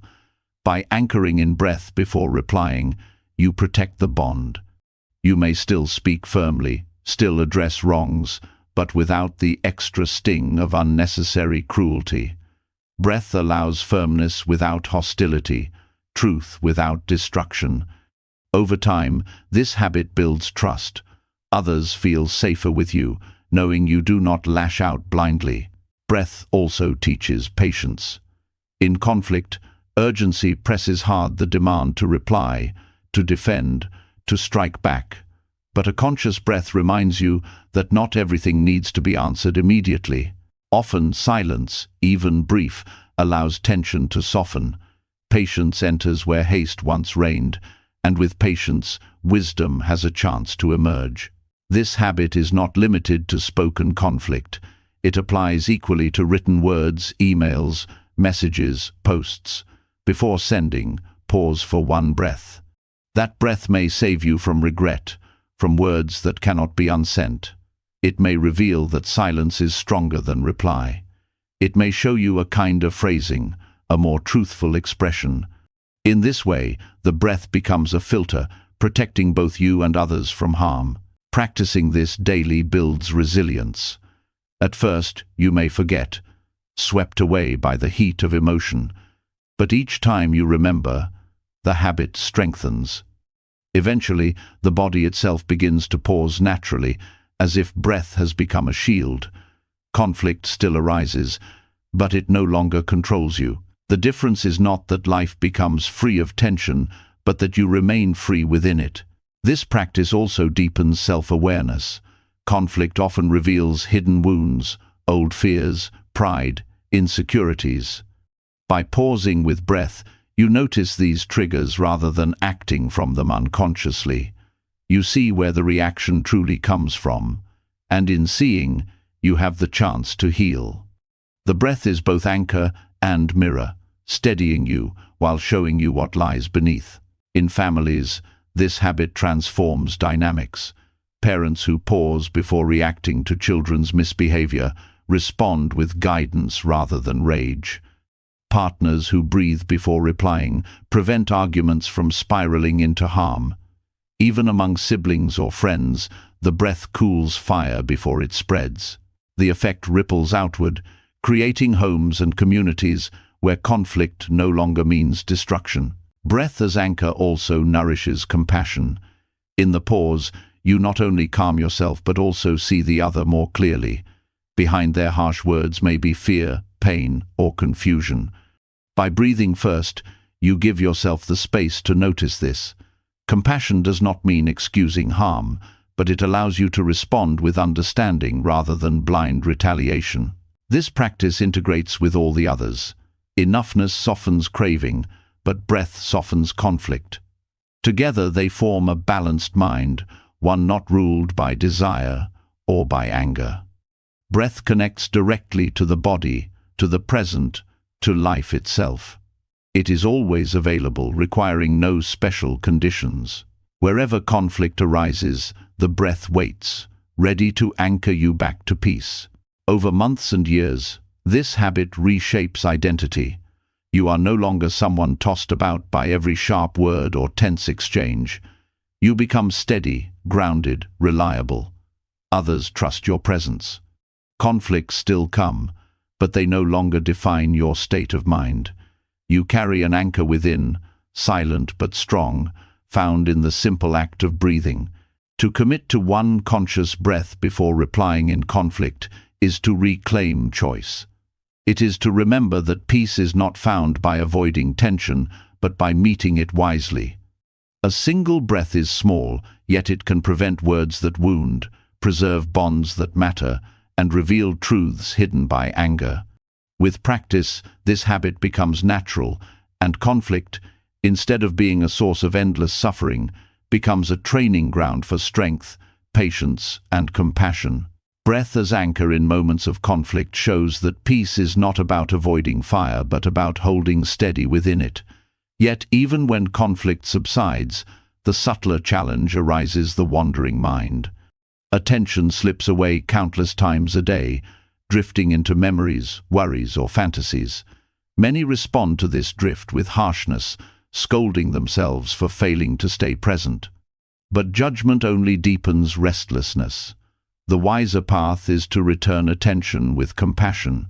Each time you notice the drift, you gently smile inwardly and come back. This habit does not build rigidity, it builds resilience. The wandering of the mind is natural. Thoughts arise on their own, often without invitation. To expect unbroken focus is to fight the very nature of consciousness. What matters is not preventing the drift, but training the response to it. When you notice yourself lost in thought and return kindly, you are strengthening awareness and softening self-criticism at the same time. The return itself is the practice, not the failure. Responding with compassion turns distraction into teacher. Instead of frustration, you learn patience. Instead of shame, you learn kindness. Each return becomes proof that attention can be reclaimed without violence toward yourself. This builds resilience because it prepares you for setbacks in all areas of life. Just as attention wanders in meditation, effort falters in work, discipline weakens in habits, and emotions overwhelm in relationships. In each case, the real power lies not in never drifting, but in always returning gently. This approach also heals the tendency toward perfectionism. Many people approach mindfulness as a test of control, believing success means constant focus. When they inevitably drift, they judge themselves as weak or incapable.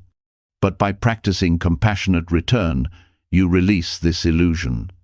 You understand that perfection is not the goal, presence island, and presence is renewed with every gentle return, no matter how many times it is needed. Returning attention with kindness also shifts the nervous system. Judgment tightens the body, creating tension and anxiety.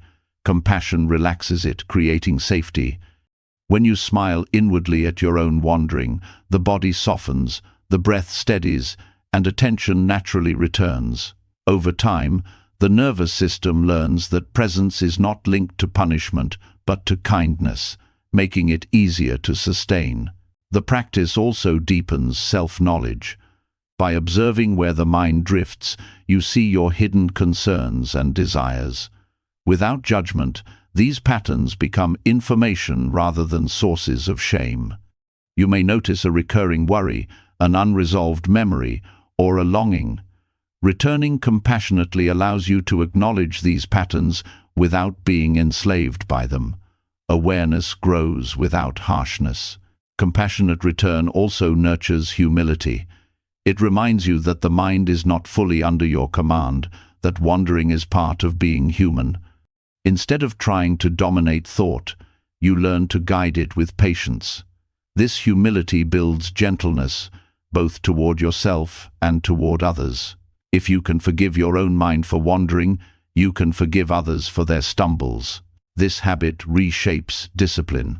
Many believe discipline means harshness, but true discipline is consistency without cruelty. Returning attention with compassion teaches this. You still train the mind, but without punishment.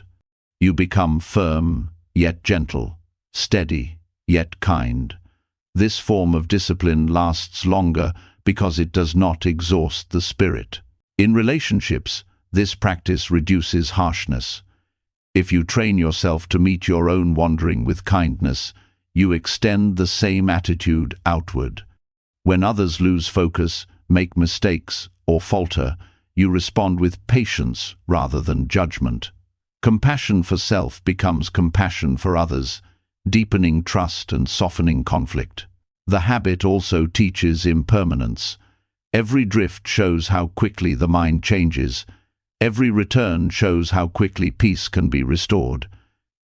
You begin to see that distraction is not permanent, and neither is focus.